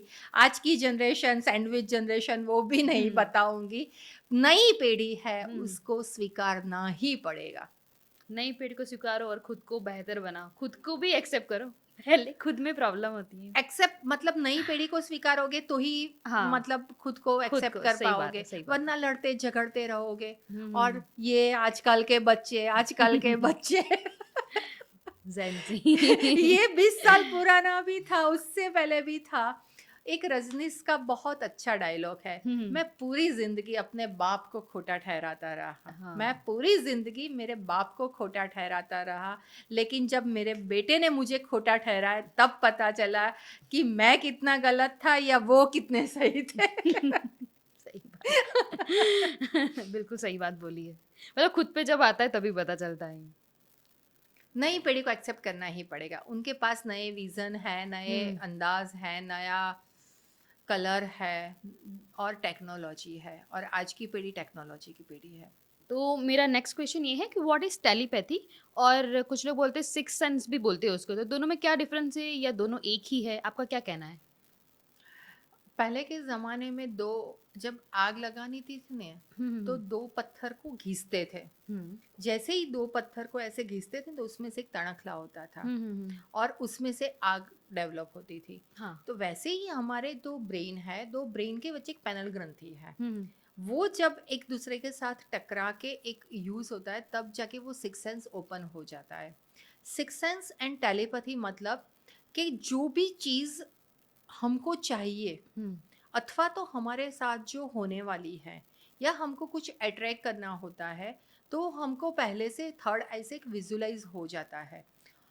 अगर हमको किसी को याद करना है या उससे बात करनी है तो हम उसको याद करते हैं और वो टेलीपैथी के द्वारा वो इंसान तक पहुंचता है और वो इंसान हमको फ़ोन करते हैं और हम बोलते हैं कि मैं अभी तुझे ही याद कर रही थी। हमें कुछ चीज़ चाहिए तो हम वो इतना विजुलाइज करते हैं। फिर जब छोटे होते हैं तो स्कूल में से घर पे आते हैं और खाना, मम्मी मुझे यही खाना था, मैं सोच ही रहा था। कुछ गिफ्ट चाहिए तो हम कुछ चीज़ चाहिए तो इतना सोचते रहते हैं, वो विजुलाइज करते हैं थर्ड आई से। उसको टेलीपैथी भी बोल सकते, सिक्स सेंस भी, या ये सब पावर से। और कोई गिफ्ट हमको दे देता है और हम सोचते हैं कि मुझे तो यही चाहिए था, कैसे पता चल गया उसको, मुझे जो चाहिए वो मुझे मिल जाता है। मतलब हमारा subconscious mind, conscious mind, soul journey, telepathy, six sense सब क्लैरिटी पे है, अलाइन है, एक दूसरे से कंट्रोवर्सी में नहीं है। जब पूरा एक साथ मिलके क्लियर होता है तब जाके ये चीजें तुरंत हो जाती है। सबका नहीं होता है, सबके सबका साथ क्योंकि सबकॉन्शियस, कॉन्शियस, टेलीपैथी, थर्ड आई, विजुअलाइजेशन, क्लैरिटी, अलाइन मोस्टली बहुत कम लोगों में होती है। तो टेलीपैथी कुछ कर सकते हैं क्या, मतलब हमको मतलब करनी हो डेफिनेटली पर्टिकुलर एक पर्सन पे ऐसा सोचे तो? टेलीपैथी की जो आपने बात बताई उसमें बहुत ब्यूटीफुल बात ये है कि मैं टेलीपैथी से एनिमल लैंग्वेज से बात कर सकती हूँ, कोई भी एनिमल से। अच्छा, एनिमल्स, कोई भी एनिमल से मैं टेलीपैथी से एनिमल के साथ बात करती हूँ। जैसे पैरोट से मैंने बात की हुई है, हॉर्स से बात की हुई है। चलो पेट तो अभी बहुत सारे लोग कैट एंड पेट पालते हैं तो वो ऑनर पेट पे मेरे से क्वेश्चन पूछते हैं और मैं पेट का आंसर देती हूँ, वो टेलीपैथी से ही आता है। क्या बात है, मतलब तो समझना बहुत ही। कुछ कर सकते हैं टेलीपैथी से। मैं कोई भी एनिमल के साथ बात कर सकती हूँ। क्या बात है। वो टेलीपैथी ही लैंग्वेज है। अच्छा, तो मतलब इसके सेशंस रहते हैं, मतलब टेलीपैथी, मतलब मैं अगर मतलब चाहूँ कि आपके साथ बात करना चाहूँ तो कैसे मतलब पॉसिबल है अभी के सिनारियो में? अभी मान लो कि आपको टेलीपैथी यूज करना है हाँ। तो मेडिटेशन करना पड़ेगा। अच्छा। आपका पास्ट एक्सपीरियंस जो है वो ट्रॉमा सब निकालना पड़ेगा, हम्म। ग्राउंडेड होना पड़ेगा, ग्रेटफुल पे आना पड़ेगा, फॉरगिवनेस करना पड़ेगा। और लाइफ में हम कहाँ पे है और फ्यूचर हम अपने खुद को कहाँ पे लेकर जाना चाहते, वो दोनों एक पाथ पे लेकर जाना पड़ेगा। अच्छा। वो डिस्कशन करना पड़ेगा। सेशन थोड़ा लंबा भी चल सकता है। अच्छा। लेकिन वो सब करके कोई भी टेलीपैथी का यूज कर सकता है। ऐसा नहीं है कि ये कोई गॉड गिफ्टेड नहीं है। सिर्फ अपने खुद के अंदर एक क्लैरिटी लाने की जरूरत है। जैसे ही क्रिस्टल क्लियर क्लैरिटी आ गई, टेलीपैथी आ गया अपने आप। ये भी सही बात है। वो सब क्लैरिटी के लिए सब सेशन सब लेते रहते हैं। तो मेरा नेक्स्ट क्वेश्चन है कि पावर ऑफ थॉट से अपनी रियलिटी कैसे चेंज करें? आपका जो क्वेश्चन है ना उसको मैं थोड़ा उल्टा कर देती हूँ कि रियलिटी से कैसे हम अपने थॉट को चेंज करें और उसको पावर दे। हाँ, वो भी हो सकता है। सही बात है। जो आपका क्वेश्चन है वो बहुत ही सही है। मतलब हाँ। सब लोग ऐसा ही सोचते हैं कि मैं मेरी सोच से कैसे ये सिचुएशन चेंज करूं, लेकिन जो सिचुएशन हो ही गई है उसको हम अपनी सोच से कैसे चेंज करें, पावर दे, वो भी बहुत ज़रूरी है। तो थोड़ा सॉरी मैंने आपके क्वेश्चन को उलट सुलट कर दिया। इट्स ओके, कोई बात नहीं। तो जो रियल हमारी सोच को जो बदलना है, तो सोच बदलने के लिए सबसे पहले हमें नेक्स्ट जो फ्यूचर में हमें चाहिए, क्योंकि सोच हम तभी बदल पाएंगे कि सबसे पहले जो अभी है वो हम प्रेजेंट में हैप्पी नहीं है। अगर हैप्पी होते तो सोच बदलने का सोचते ही नहीं।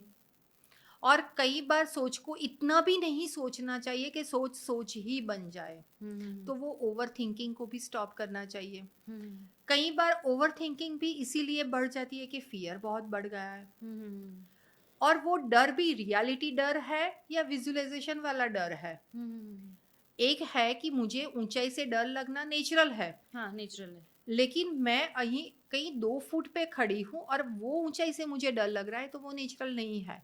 डरना ज़रूरी है, लेकिन कौन से डर से हम डर रहे हैं वो भी सोचना ज़रूरी है।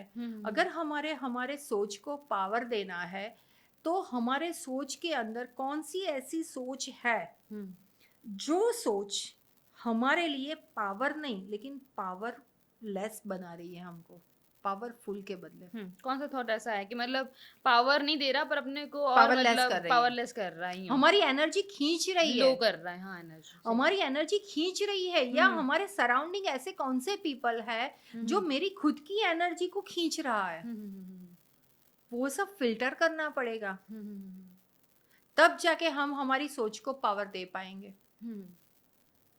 तो नेगेटिव थॉट्स मतलब कैसे, मतलब बहुत सारे लोगों का क्वेश्चन होता है कि नेगेटिव थॉट्स आते हैं, बहुत ज़्यादा ओवर थिंकिंग होता है, तो वो कैसे मतलब बंद करा जाए? दोनों अलग है, negative thought and over thinking. Over thinking मतलब वो हुआ, ओवर थिंकिंग का मतलब ही ओवर मतलब ज्यादा हुआ। ज़्यादा हो। कुछ भी चीजें अगर ज्यादा है तो हार्मफुल भी है। जैसे मैं पानी है तो मैं ज्यादा पानी पीऊंगी तो मेरे लिए हार्मफुल है। या ड्रिंक है, दूध है, मिल्क है, मैं अगर ज्यादा पीऊंगी तो मेरे लिए हार्मफुल है। तो ओवर थिंकिंग को स्टॉप करना है, तो ऐसी कोई स्विच नहीं है। लेकिन मैं मेरे जो अखरोट है ना, मैं मेरे क्लाइंट को बताती हूँ कि आप मॉर्निंग में 2 अखरोट को भिगो दो, रात को सोने से पहले उसका पानी को फेंक दो क्योंकि वो पानी हार्मफुल है। अच्छा अच्छा। और 2 अखरोट हम रात को सोने से पहले खा लेते हैं, तो 15-20 दिन के बाद, क्योंकि अखरोट के अंदर एक मैग्नीशियम है, अच्छा वो हमारे ओवर थिंकिंग को स्टॉप करता है। ओके। दूसरा ऑप्शन है ओवर थिंकिंग को कम करना है तो मिनिमम 45 टू 60 मिनट वॉक करो। अगर हम वॉक करते हैं तो भी हमारा ओवर थिंकिंग स्टॉप हो जाता है, अच्छा क्योंकि हमारे ब्रेन का जो एड्रिनलिन केमिकल्स है, वो केमिकल जब बर्न नहीं होता है तब वो ओवर थिंकिंग में कन्वर्ट होता है। उसको बहुत ज़रूरी है बर्न करना। क्या बात है, ये तो पता ही नहीं था सच में क्योंकि वो अगर केमिकल्स बर्न ही नहीं होगा तो वो ओवर थिंकिंग कोई स्विच नहीं है कि जादू की छड़ी नहीं है। उसको जिसको ओवर थिंकिंग है उसको पता है कि मैं ओवर थिंकिंग कर रहा हूँ, मेरे लिए हार्मफुल है, लेकिन सही उसको बात। निकलना है। तो बहुत इजी ऑप्शन है यार, 45 टू 60 मिनट डेली वॉक कर दो आराम से, कोई जॉगिंग की जरूरत नहीं है, पापा पगली करो हाँ सही बात है। और 2 अखरोट खाओ। उसको अखरोट का जो मैग्नीशियम है वो धीरे धीरे जो नींद की गोली में भी देता है, वो ही नेचुरल फॉर्म में बॉडी में जाएगा मैग्नीशियम, और ओवर थिंकिंग कम हो जाएगा। और ओवर थिंकिंग के साथ आपका दूसरा क्वेश्चन क्या था? नेगेटिविटी। नेगेटिविटी जो है ना, नेगेटिव थॉट, वो ओवर थिंकिंग से अलग है। नेगेटिव थॉट ऑलवेज हार्मफुल नहीं होता है। अच्छा। मेरा ये हमेशा सबको कहना है, जो नेगेटिव थॉट अगर आएगा ही नहीं तो पॉजिटिव में कैसे कन्वर्ट करने का कैसे पता चलेगा? जब किसी ने पहली बार सोचा कि यार ये पेंसिल से लिखा जाएगा, उसको भूसेंगे कैसे, साफ कैसे साफ करेंगे, कैसे करेंगे? तभी तो रबर की सोच हाँ, हुई ना, सही बात है, तभी रबर बना। सही है। अगर नेगेटिव थॉट ही नहीं आता तो रबर ही नहीं बनता। मतलब क्वेश्चन आया तो उसका सॉल्यूशन मिला हमें यूं। जैसे स्टेयर्स थे, पहले लिफ्ट नहीं थी, किसी के अंदर नेगेटिव सोच आई कि भाई यार इतनी सीढ़ियों चढ़ना और ये सब, थक जाते, टाइम भी यूज होता है ज्यादा, परेशानी भी होती है, तब लिफ्ट की हुआ। तो हर एक सोच नेगेटिव सोच ही नहीं होती है, वो जो हमारे अंदर नेगेटिव थिंकिंग पैटर्न डेवलप हो रही है उसको हम टर्न आउट कैसे करें, हाँ, नेगेटिव को वो पॉजिटिव में हमारे कन्वर्ट करना वो हमारे ही हाथ में है, पर हम उसको किस वे में ले रहे हैं वो भी हमारे हाथ में है। तो नेगेटिव भी ऐसा नहीं कि बुरा है यूं। कुछ भी लाइफ में बुरा नहीं है, सिर्फ हमारे परसेप्शन पे है। हाँ सही बात है और वो नेगेटिव थिंकिंग है, शायद हमें भी किसी ने बोल दिया है कि यार तू नेगेटिव सोचता रहता है, नेगेटिव सोचता रहता है, नेगेटिव सोचता रहता है, इसलिए हमारी वो परसेप्शन बन गई है यार मैं नेगेटिव थिंक करूँ। हाँ वो भी है, कोई कोई लोग बोलते हैं भाई मैं तो नेगेटिव ही हूँ वो उसकी बिलीफ बना दी है हाँ पीपलों ने। सही बात है। एक्चुअल हर एक थिंग जो हमारे अंदर आता है वो नेगेटिव थिंकिंग पॉसिबल ही नहीं है। नेगेटिव थिंकिंग को हम किस वे में लेते हैं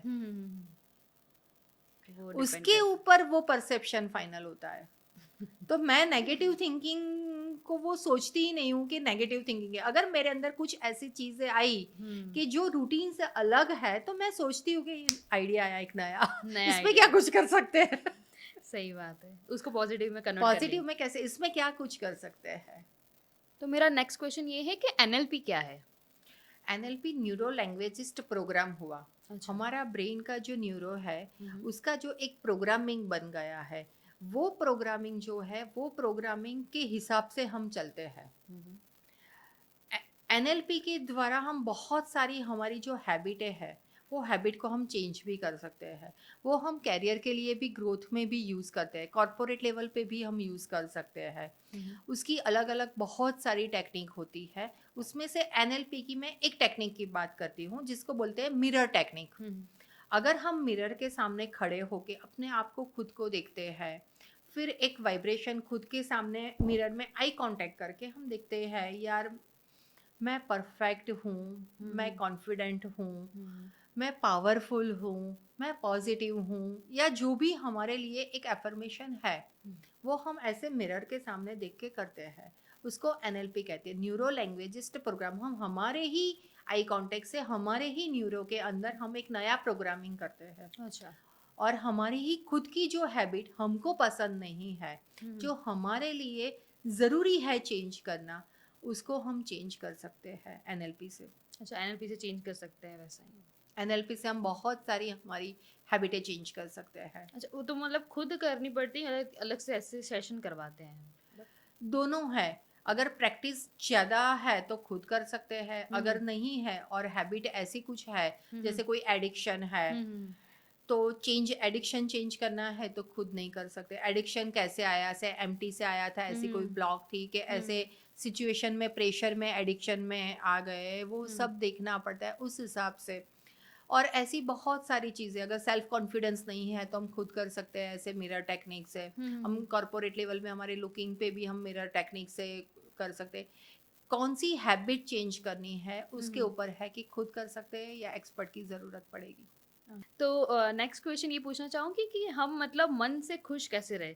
मतलब आजकल मतलब सब लोगों में यही क्वेश्चन है कि मतलब बच्चा हो, बूढ़ा हो या मतलब मिडिल एज हो, हम खुश नहीं हैं। भले हमारे पास बहुत कुछ आ गया, फिर भी हम खुश नहीं हैं। मन ही ईश्वर, मन ही देवता, मन से बड़ा ना कोई। मन ही ईश्वर, मन ही देवता, मन से बड़ा ना कोई। खुश रहने के लिए सबसे ज़्यादा पहले, अगर जो कोई एज है, सीनियर सिटीज़न है, तो उनको सोचना चाहिए कि हम परिपक्व हो रहे हैं, तो परिपक्व उम्र के साथ उम्र के लायक बनना पड़ेगा। अगर कोई यूथ है तो यूथ को सोचना पड़ेगा कि मैं जो भी कर रहा हूँ, मैं किसी की भाग दौड़ का हिस्सा हूँ या खुद के लिए कर रहा हूँ, ये सही में मुझे चाहिए या मैं किसी को दिखाने के लिए कर रहा हूँ। कहीं पे भी 2 मिनट अटक के खुद से क्वेश्चन करना चाहिए अपने आप कि ये चीज़ मुझे सही में खुशी देगी और सही में मुझे ये चीज़ ही चाहिए। कई बार क्या होता है कि हम जहाँ पे पहुँचना चाहते हैं, वहाँ पे पहुँचने के बाद क्वेश्चन करते हैं कि यार इसके लिए तो मैंने ये नहीं किया था। और उस टाइम पे लास्ट में हम जो भी करते हैं, मटीरियलिस्टिक भी खुशी के लिए ही करते हैं, लेकिन कई बार खुशी साइड में रह जाती है और मटीरियलिस्टिक आगे बढ़ जाता है। तो मटीरियलिस्टिक को बैलेंस करने से खुशी अपने आप आ जाएगी। कई बार ऐसे ही नेचर के साथ बैठना चाहिए, मिट्टी के साथ खेलना चाहिए, प्लांट के साथ बैठना चाहिए, एनिमल के साथ बैठना चाहिए, ग्राउंडेड रहना चाहिए। और मिट्टी की जो ग्रेविटी है उसको कनेक्ट करने से भी हमारे अंदर बहुत सारी, जब हम डिप्रेस हो जाते हैं तो ये सब नेचर के साथ कनेक्ट हो जाते हैं, तो हम नेचुरली हैप्पी हो जाते हैं। बहते पानी में पैर भी रखने से, नेचर के साथ हम जितना कनेक्ट होंगे उतना हम हैप्पी हो जाएंगे। Thank you so much for coming here. आपके हमारे इस पॉडकास्ट में आपने जितने भी हमने क्वेश्चन पूछे, उसने आपका पूरा आपने सही तरीके से समझाया। और इसमें हमने एनएलपी के बारे में बात की, हमने सबकॉन्शियस माइंड के बारे में बात की, हमने पीएलआर के बारे में बात की, एनएलपी का भी हमने इसमें पूरा कवर किया। और कैसे हम हमारी लाइफ में वैल्यू क्रिएट कर सकते हैं, ग्रेटफुल हम कैसे रहें, ये सारी चीज़ें इस पॉडकास्ट में हमने कवर की हैं। तो आई होप आपको इस वीडियो से, हमारा इंटेंशन ना व्यूज़ पाने का, बट हमारा इंटेंशन है कि इससे आप कुछ वैल्यू क्रिएट करें। बिकॉज लाइफ में बहुत ज़्यादा नेगेटिविटी है, तो इस पॉडकास्ट से आपको जितनी पॉजिटिविटी मिलेगी वही मेरी हैप्पीनेस है और वही मेरा इंटेंशन है। सो आई होप कि आप पिंकल जी का बहुत बहुत शुक्रिया करें। कमेंट सेक्शन में आप ज़रूर लिखें अगर आपको इनका एक दूसरा सेशन चाहिए तो हम डेफिनेटली इनके साथ करेंगे, क्योंकि मेरा इंटेंशन है कि आपको वैल्यू मिले और जितना नॉलेज हमारे सोशल मीडिया पे मिलता रहे लोगों को, वही एक अच्छा जरिया है हमारे देश को अच्छा बनाना और हिंदू राष्ट्र बनाना और विश्व गुरु बनाना। यही हमारा मकसद है कि हम सब पॉजिटिव होके एक अच्छे इंसान बने और एक अच्छी सोल बने और इससे बहुत सारी लर्निंग करें। सो thank you so much for your time, और आपने बहुत अच्छा हमें नॉलेज दिया and I am really really appreciate कि आपके पास जो नॉलेज है वो दूसरे लोगों तक भी पहुंचा है। ग्रेटफुल हमारे for you. Thank you so much, शुक्रिया। तो हमारे जो गेस्ट हैं पिंकल जी, उनका माइंड पावर ट्रेनिंग का जो ऑलरेडी आपको अगर कांटेक्ट करना हो तो आपको डिस्क्रिप्शन में लिंक और इन्फॉर्मेशन हम प्रोवाइड कर देंगे, आप डायरेक्टली इनसे कांटेक्ट कर सकते हैं। अगर आपको PLR करवाना है या फिर आपको माइंड ट्रेनिंग करवानी है या फिर आपको हिप्नोथेरेपी करवाना है तो आप डायरेक्टली इनसे कांटेक्ट कर सकते हैं। शी इज़ वेरी जेन्युइन और बहुत ही अच्छे से आपकी जो भी प्रॉब्लम है उनका सॉल्यूशन करेंगे वो। So thank you so much for watching this podcast. Bye bye.